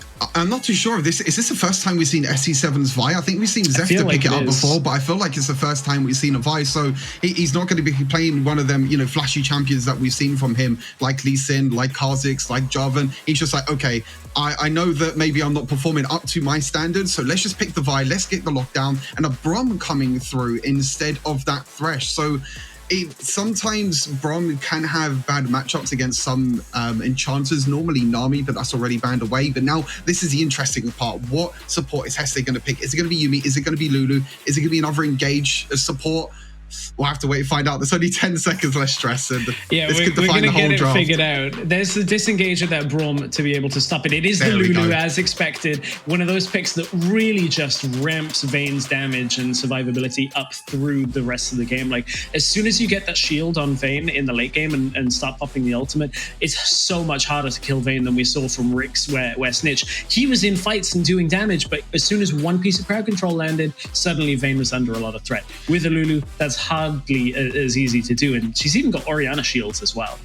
The thing is now is that RIX has kind of, I guess, fallen into the Vayne trap in a way, because they're B4 and B5, their 4th and 5th pick are both kind of tanks as well. Vayne Vi is like a kind of off tank, but Braum is also a tank. Vayne does well into pretty much all of these champions. The only, obviously, champion she's going to struggle against is a Ziggs, but if you can tumble around, if you can jump on top of Doom, if Redemption can jump on, or Breeze, it might even be on Vayne mid, but if they can get on top of Doom, if they can, pretty much delete Doom, then I feel like the rest of the fight is run. It's just to kill Doom, kill the Ziggs. As long as you kill the Ziggs, then the rest of the team fight is won by Game Lord. And honestly, this draft phase just blew wide open. That's one of the craziest drafts I've seen. I love how teams are baiting each other. It's like, oh, you're going to pick Garen now because we can pick Ziggs. Oh, you pick Garen now we're going to pick Vayne instead. It's so fun to watch. And sometimes the draft is more fun than the game itself. And the funny thing on this one is we came in a draft one, and I saw one of your messages in our chat as the show is running that you were saying like it's a 5-head draft from RIX being able to utilize that Vayne distance. Well, now like Game Lord have 5-headed RIX into picking the picks that they had to face in game number 1. So it's going to be Redemption on the Vayne. This is a very different setup to the first game, as it's going to be dual lane Vayne against the Orianna mid for Ruiz. A little bit more traditional in the way that you'd look at a League of Legends draft, but Wild Rift, of course, we have seen this swap up, and that's Doom as close as it's going to get. As Doom gets dropped low, now gets tumbled on and puts more damage down, as Clue wasn't in the lane, and this is one of the things is Doom can expect to get harassed as soon as Clue shows elsewhere on the map.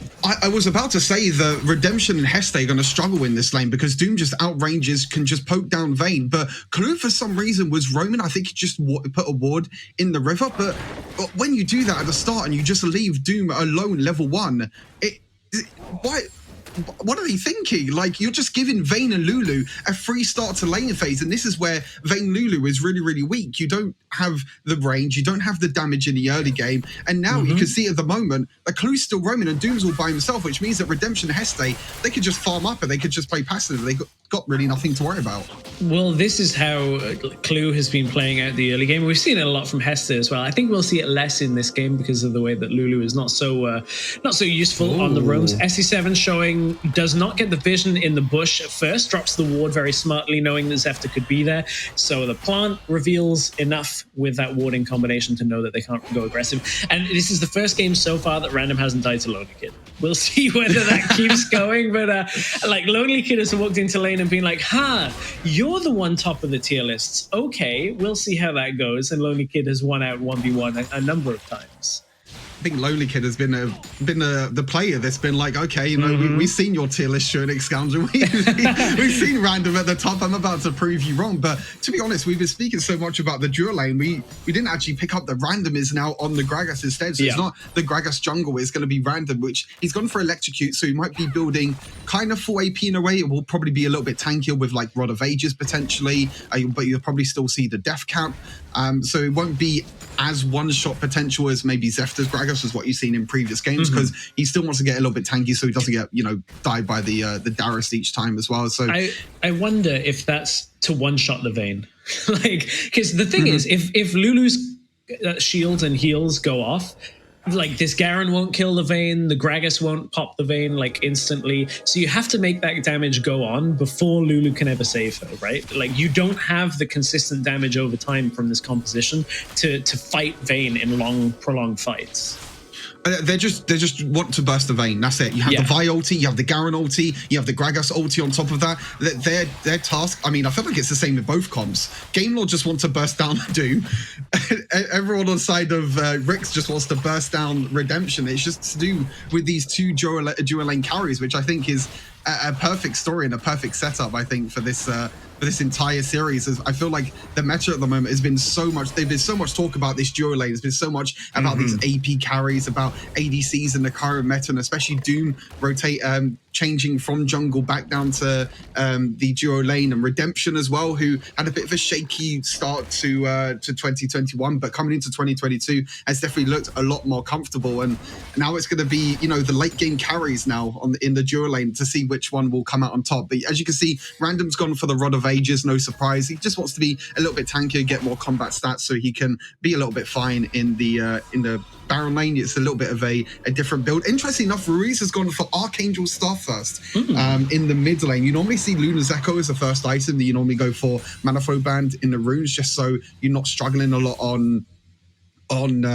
mana. But this makes me think that Gamelord are not really looking for the early game fight, because Luna's Echo normally has better stats, and Archangels normally allows you just quickly scale into the mid and late game. So maybe Gamelord are not looking for this dragon fight. Saying that, they are trying to take this Scuttle Crab, and they are pushing themselves around this dragon. Can I ask a question on that before we get into this fight? Is that perhaps an indicator that Ruiz's build might be completely different and might opt towards a protect the Vayne kind of composition? Maybe, we've seen it on Orianna in PC, where you go way more towards utility and based around the shields. Is that something that Archangels might hint towards? It could be in a way. I still feel like he's still going to build Ludens afterwards. He's still going to go for the same sort of build. I think he just I think Ruiz just wants to quickly get the shielding for himself as soon as possible, because there's a lot of one-shot potential on the side of RIX. We already mentioned it. The Vi ultimate in, Garen ultimate, Gragas ultimate. So maybe he's just thinking, okay, we're not going to be fighting as much in the early game, because to be fair, on the side of Gamelord, you got Lulu, you got Vayne, you got Orianna. You do not want to fight in the early game because your champions are not really that strong when it comes to that first dragon. So again, I think it's just an adaptation in build to kind of realize the game state that they're in and realize the team comp that he has as well. So he's like, okay, I'm just going to go Archangels first. I'm going to spam all my abilities and try and clear this mid wave, and then I could get that Ceres Embrace as soon as possible, so I can get the shield and I can just keep spamming my abilities. Yeah, we'll track his itemization as we go through the game. Recall's coming out, so it'll give us a little idea of the next step in his build. As we have seen a little bit of a swap up, at least from the side of RIX, moving their duo lane to the middle lane, of course, as is standard. I think giving this Vayne as much on the side lane as you can is going to be helpful. Vayne's the one that you're kind of like trying to get as much gold onto throughout this game, as is pretty standard, and no real rush yet on the objectives. When was the last time we have been in a game at 6 minutes where both Dragon and Rift Herald are still up?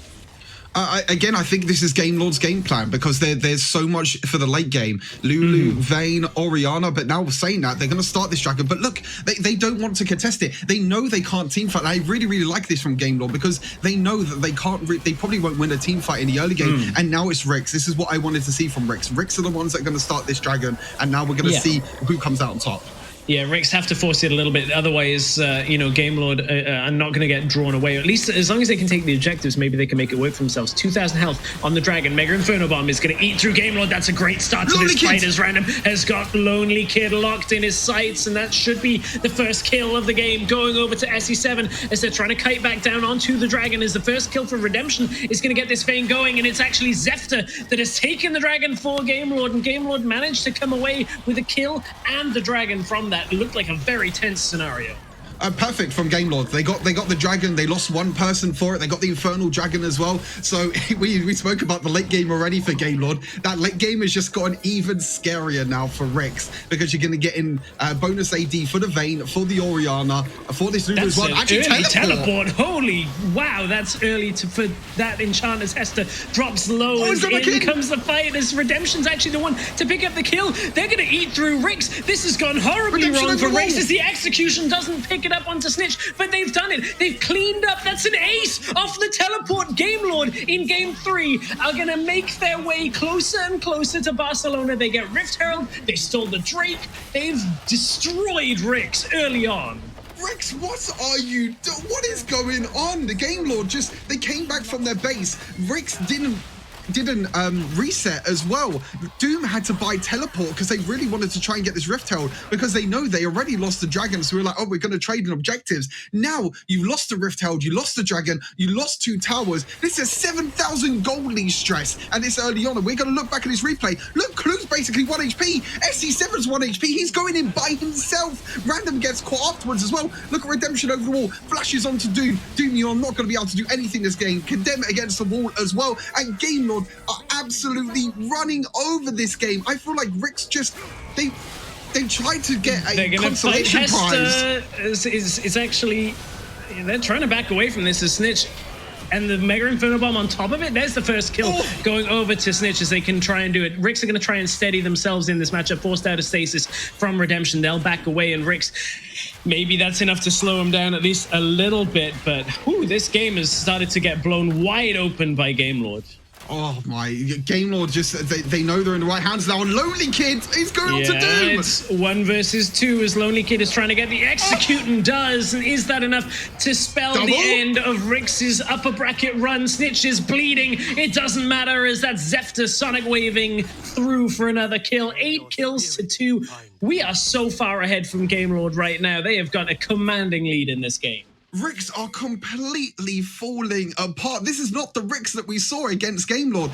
I spoke about it a little bit at the start of the show. I was saying that Game Lord sometimes with the early rotations can get these early advantages, but RIX, they're just trying to keep forcing. Look, they're forcing fights over and over again, and it's just not working out for them. There's still 4 members of Game Lord here. Like, this is a fight RIX are taking to try and defend their tower, but it's 4 versus 3, and you're not in the advantage position here, RIX. You are down a hell of a lot of gold right now, and they are continuing to try and fight. They are desperate to try and get back in this game. They are just going to scrap and try and make it work. They put the damage down. Have they got the first kill onto Zephyr? They have. In comes Doom's Mega Inferno Bomb, and that's Lonely Kid going to fall again. And are they somehow going to defy the odds? They have dropped low from this fight. Can they keep Redemption alive on the side from Game Lord? And how the hell have RIX started to turn this? Doom lands the bouncing bomb. The shield is going to keep Redemption for a moment. He's going to tumble away. Does get the silver balls to proc on the third one. Gets a double kill before he drops.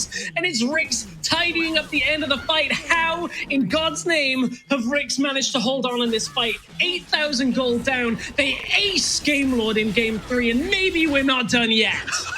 What is this fiesta? Zephyr here trying to catch up Random. The Lulu ultimate went on top as well, but again, it's him that this time that gets caught out. The ultimate from Doom didn't really do too much, but look at Redemption. He gets caught by the Gragas barrel. He gets caught by explosive cast, and the Reese is just on the backline. He can't really do too much. The overextension here from Game Lord is just... They tried to take the tower. They couldn't take the tower. RIX came back from the base, and I feel like it's just a complete opposite of what RIX were doing. RIX were like, okay, we're going to try and overextend. We're going to try and take the Rift Herald. This time it was Game Lord the ones that were actually overextended with low health bars. And wow, I mean, we're still at a 4,000 gold lead, and I feel like Game Lord is still in the driver's seat this game. But what RIX is going on? Oh. Like, RIX have started the dragon as they know that they, from that last fight, at least Game Lord have to be thinking, okay, can we really take it? As Doom looked to recall out there. Got to look down the summoner spells. There's no flash available as Random does get caught for a moment, but the explosive cask is going to deny everything. Game Lord may very well just look to take the dragon for themselves. They need to buy time for Random to get healthy. He's taken the honey fruit, doesn't have his ultimate, doesn't have his flash. RIX are going to back themselves away. They're going to start the Rift Herald, though, at the same time. Gamelord will be able to make again. it. Doom using that TP to advantage. He spent money on it earlier. May as well try and use it now as Lonely Kid going to get denied by the minefield. In goes SC7. Next second, Burno goes through. They can't quite get the kill onto Hester. And maybe it is enough to start this fight for Gamelord as Doom is very low. Zefter's going to pick off the kill. And that's exactly what Gamelord needed to shut RIX out of this fight around Rift Herald. It's gone back in favor of Gamelord, and that has to be the killing blow from here. RIX, they fought for just a moment longer than we were expecting, but now Gamelord are going to run them down. SC7 forced back away, and RIX just have not been able to find themselves any kind of lead in this game. Rift Herald will eat through their objectives. Zefter jumping in onto the backline, kills off Doom as well, and wow, this is a completely different Gamelord that we have seen from before. This is the Gamelord that we were kind of expecting, really, coming into the Gamelord versus RIX before. This is not the same Gamelord that we saw lose 2 games against Viv yesterday. The momentum of winning 3 games in a row. We're going to be seeing this replay back. They tried to catch out Heste, but with the ultimate still there, and Redemption's just in the backline. He's completely fine. Look at Zefter in the backline, jumps onto Clue, lands a Q onto Doom on the backline, and he is just running around RIX like they're absolutely nothing. And again, I kind of have to bring up the point where this jungle matchup, Zefter versus SE7. SE7 has really not had an, I don't know, is there a disconnect potentially? I hope Redemption has not disconnected. Okay. We'll get an update on that. He is now moving. Again. Yeah, I have to update something just from the last team fight. I thought that Gamelord had taken Rift Herald at the end of the fight. It actually despawned during the fight, so that's maybe a slight amount of good fortune in RIX's favor that Rift Herald wasn't pushed through to a Nexus. They would have, or an inhibitor from that. I think that would have been a really tough situation for RIX to stabilize from. So important that objective did not go over to Gamelord. And RIX, this is like fingertips situation, holding on by the tiniest of margins here, because this gold lead should be insurmountable. Like at this point of the game, 2 dragons down with a Vayne that is scaling 4, 1, and 5. If Redemption plays this out well and gets himself some extra lifesteal and towards the Guardian Angel, there should be almost no way with a Lulu and an Orianna that RIX can turn this game back around.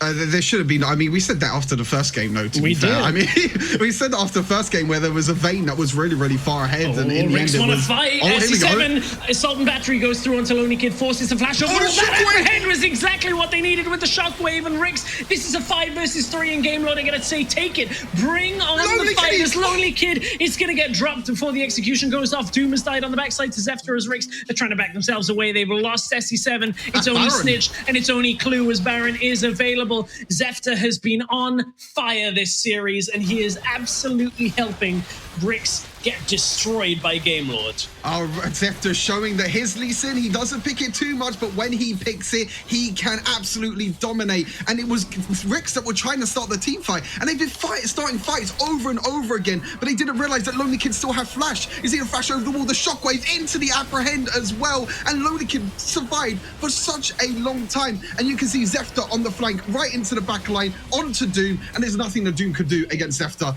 Just Zefter being able to jump, flash everything onto Doom, and there's nothing you could do. And that's going to be Baron now over to the side of Gamelord. And look at this, 10,000 gold lead now for Gamelord. Look at the gold leads as well. 2,000 gold lead mid, 1,000 gold lead in the Baron lane, 4,000 gold lead in the jungle. Zefter is running away with this game.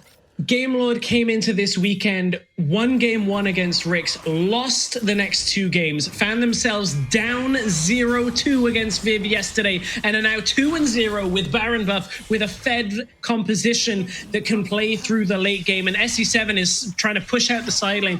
Gamelord have done everything they can to fight back from the brink of being eliminated in yesterday's series against Viv, and there has been no stopping them ever since. This is the Gamelord we told you about coming into game 1. It took them a little while to get there, but they are looking to close this game. Mega Inferno Bomb will clear the wave in mid lane, but it's not quite enough to hold on. There's super minions pushing through, or Baron minions, I should say, through the bottom side. Super minions now through mid lane is going to be enough to ramp this up. Gamelord, they have to be careful that they aren't dropping too low off this. Of course, RIX will have the defender's advantage of being able to heal up, and that means Gamelord will be happy with what they've done.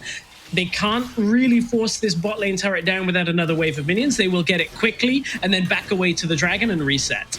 Yeah, they're going to reset for this dragon, this ocean dragon that's coming up, or maybe they might stay. They're really, really low, though, to be honest. This is maybe a bit risky. Of an overstep by Aimlord, but they have to defend the base. RIX have to defend the base. You can see both Clue and Snitch both going back to base instead, and wow. Gamelord, they've broken the mid inhibitor. I think the bot lane inhibitor was like 100 HP. I don't know if observers can go and check that. I think it's like 100 HP. So maybe that will be like something that they can look at later on at trying to get, but that's one inhibitor and potentially even two inhibitors now as well with the Elder Dragon. Gamelord, they have 3 dragons. Baron's coming up probably very soon as well. That second Baron that could potentially end this game. And I'll be totally honest with you, Stress.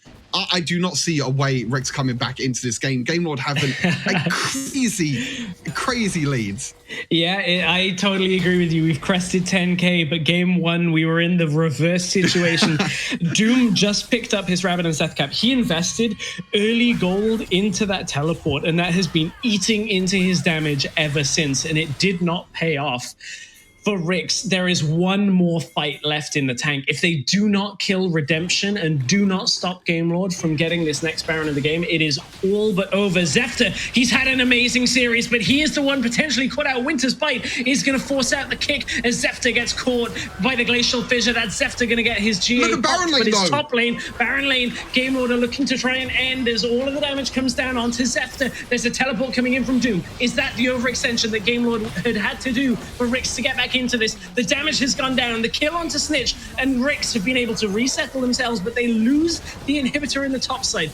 Bot lane will be fallen with a gust of wind will push that over if the minions ever get there, and RIX may very well be 3 inhibitors down, but the important pick on Zefter means no Baron available for Gamelord. Yeah, they're not going to be able to take the Baron. Zefter is still dead for 25 seconds, but also Snitch is dead as well. So it's a 4 versus 4 situation. Do Gamelord look to just go over to the bot lane, just to attack it? Because when 3 inhibitors are down, it's so hard to come back on. When you're having multiple Baron up there. Look, you can see Redemption now. He's moving. He's actually going to go to the mid lane. He said, what is Redemption doing here? I thought he was going to go down to the dual lane. He might actually get caught as well. SC7 and Glue are there. Yeah, there's the Assault and Battery, forces the stasis, but it's as good as crowd control. Shockwave comes through. The rest of the team is there as Ruiz is trying to desperately save him. The shield, everything is keeping Redemption alive. He's still here from being caught, and it's forced RIX into a fight that they cannot afford to take. The Guardian Angel from SC7 as Lonely Kid rips into the backline. Clue drops the apprehend as Gamelord are going to apprehend this game from RIX. It's all Gamelord. Gamelord have only lost Zefter, and with 3 members of RIX down, Gamelord bounced back from being 0-2 down yesterday to advance themselves to the finals in Barcelona and prove that Gamelord are lords of the European Open bracket. Oh my God, not one of us predicted this. No one would have expected. I will blame Stuart. I will happily say that no one ever thought that coming into this series, Gamelord would wipe RIX 3-0. I don't think there was a single person that believed this was possible. But Gamelord, from being 0-2 down yesterday to Viv, has won 5 games in a row, and they will be our first team going to Barcelona.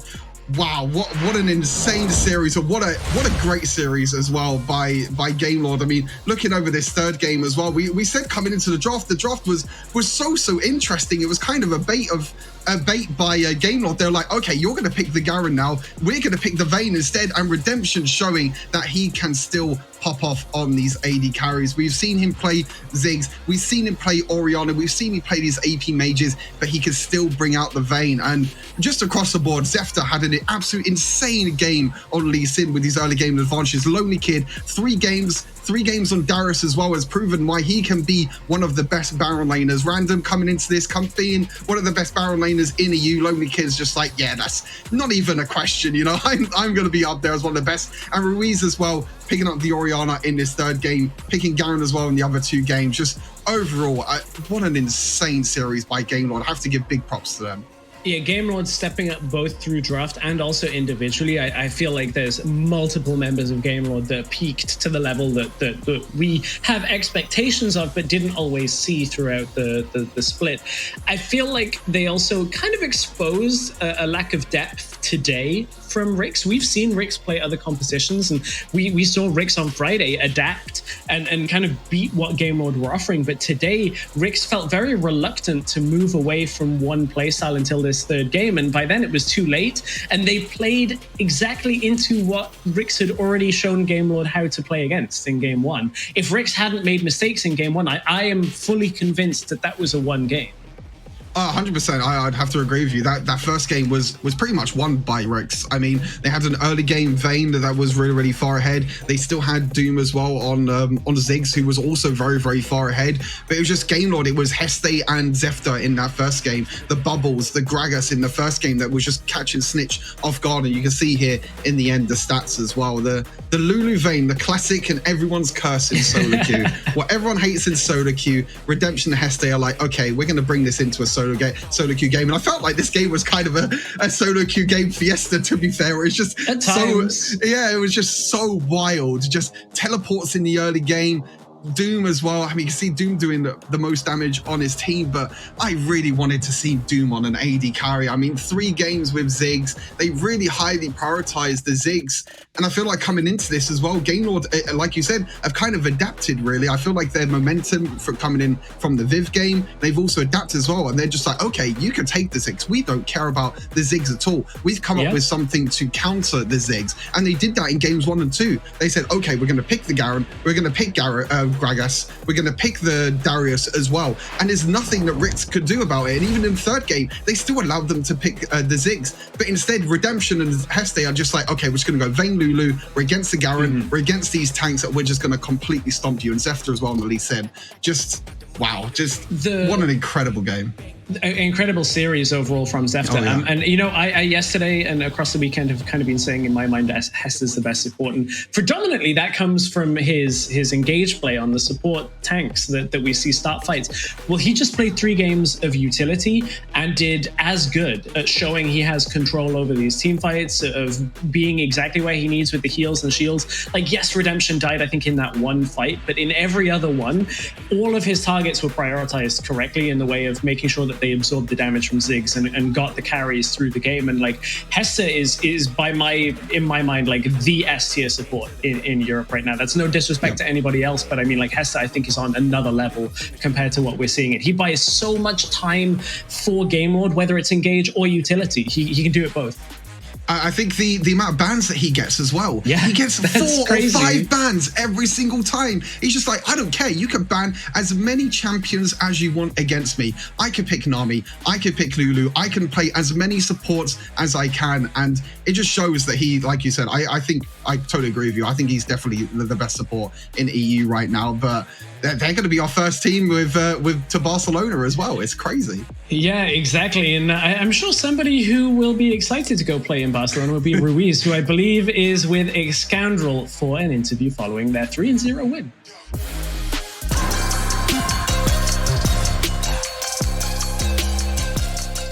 Hi, Ruiz. First of all, massive congratulations. That is an absolutely huge win. Firstly, I've got to ask, back-to-back finals for you now, live finals for you. You also seem to be like RIX's kryptonite, being on both Queso and on Game Lord, being the man that's managed to take them down. How are you feeling making it this far in 2 successive European competitions now? To be honest, as personal, I feel so excited and like very happy to for my performance as my performance teams.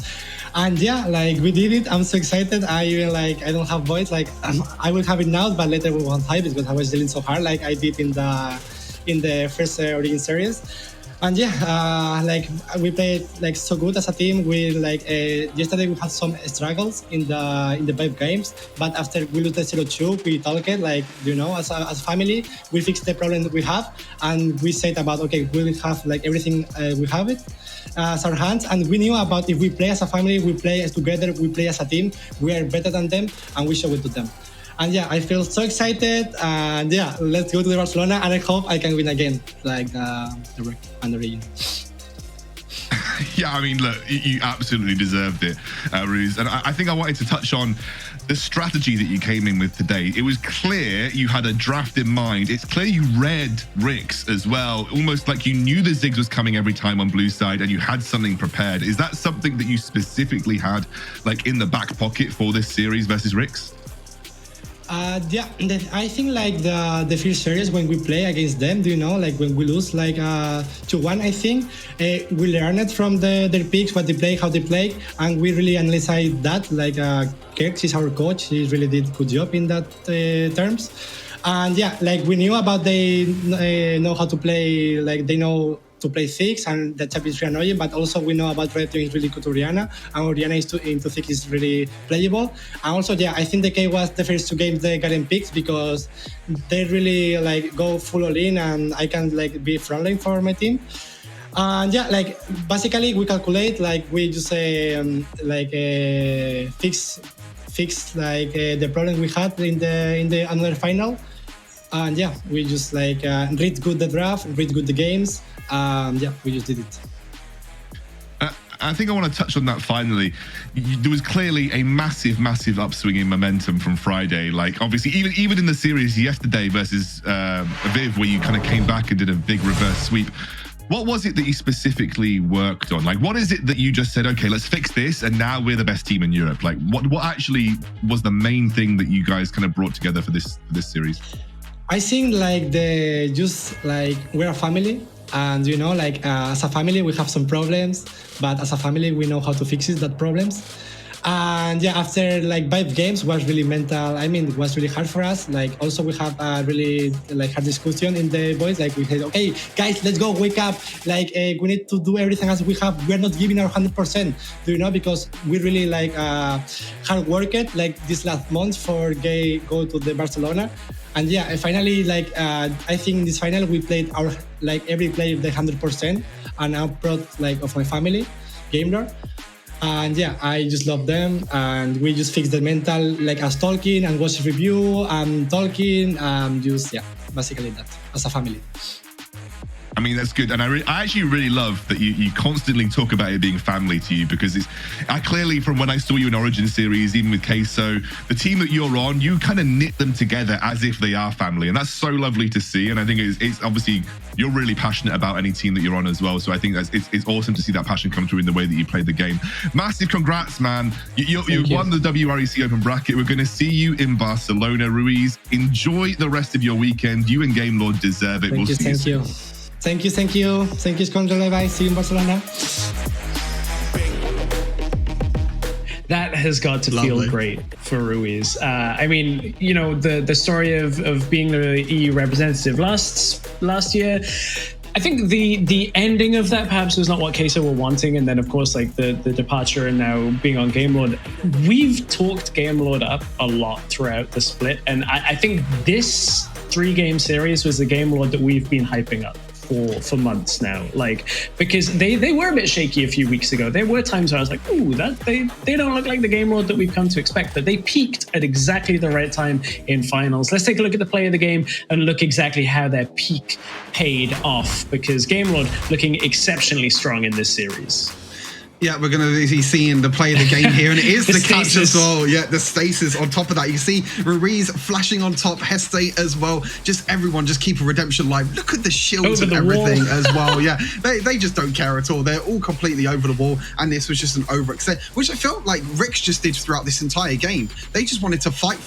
They kept on overextending over and over again, and then Lonely Kid on the back line as well. I mean, I can talk all day about all of these 5 players, and I think Ruiz as well, having just heard him as well just a second ago. I feel like ever since Ruiz has come onto this Game Lord lineup, I feel like Game Lord are just a complete team now. No disrespect to the previous mid laner, but Ruiz as well. I mean, you see in the interview there, he's so passionate about the game. He's so passionate about his teammates and everything as well. And he's had an incredible performance as well. And like you said, even though Game Lord did look a little bit shaky as well in some series, you know, against Viv and also lost against RIX, they showed today that they are the best in Europe.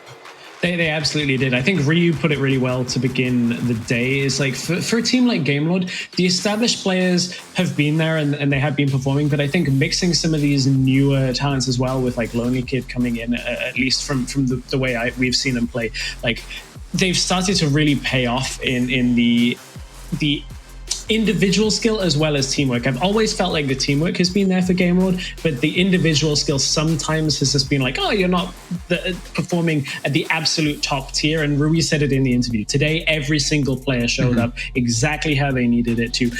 This is such a hard series to pick an MVP from. We struggled. We had multiple people, and it literally is like right down until the end for who it could be. But I think there was only one eventually. Thinking about the series as a whole, Zefter had an incredibly dominant jungle performance. Like his KDA doesn't show it, but his objective control, finding the right team fights, his Gragas was great, and then his Lee Sin in last game was exactly what we've come to expect from Zefter's Lee Sin.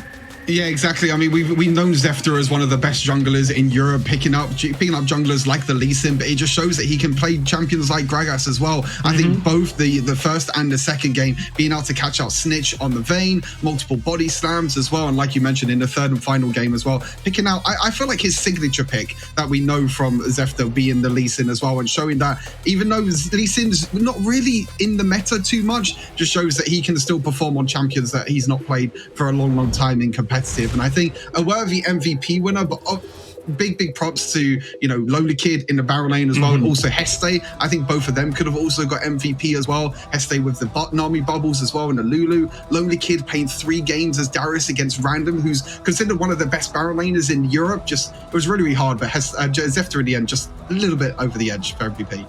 We could talk about the series forever, I think. Even though it's only 3 games, we were hoping for more. We've got Xcandrel joining us to wrap up at the end of this series from today.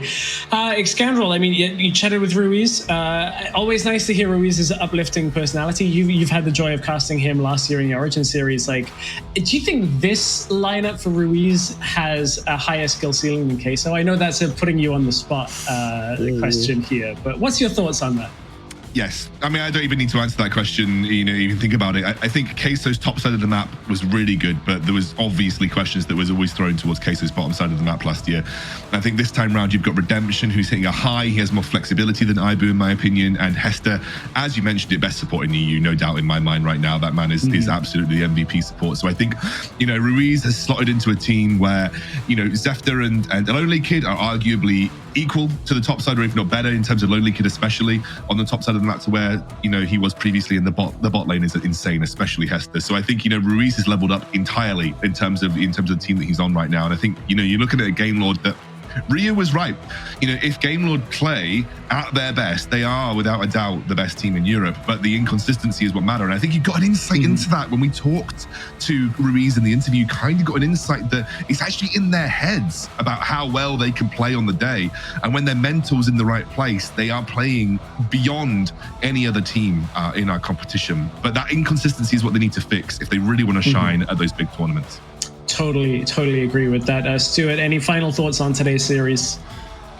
Just congratulations to GameLord, but obviously it's not really the end of the road really for RIX. They can still make it to Barcelona as well, because we got the last chance qualifier, which will be happening very soon as well, which we got RIX, we got Viv, we got so many teams that have come from the open qualifiers as well. So even though this is the end of the WREC, we got last chance qualifier just around the corner, and I'm ready for more Wild Rift action. What a great tournament it's been.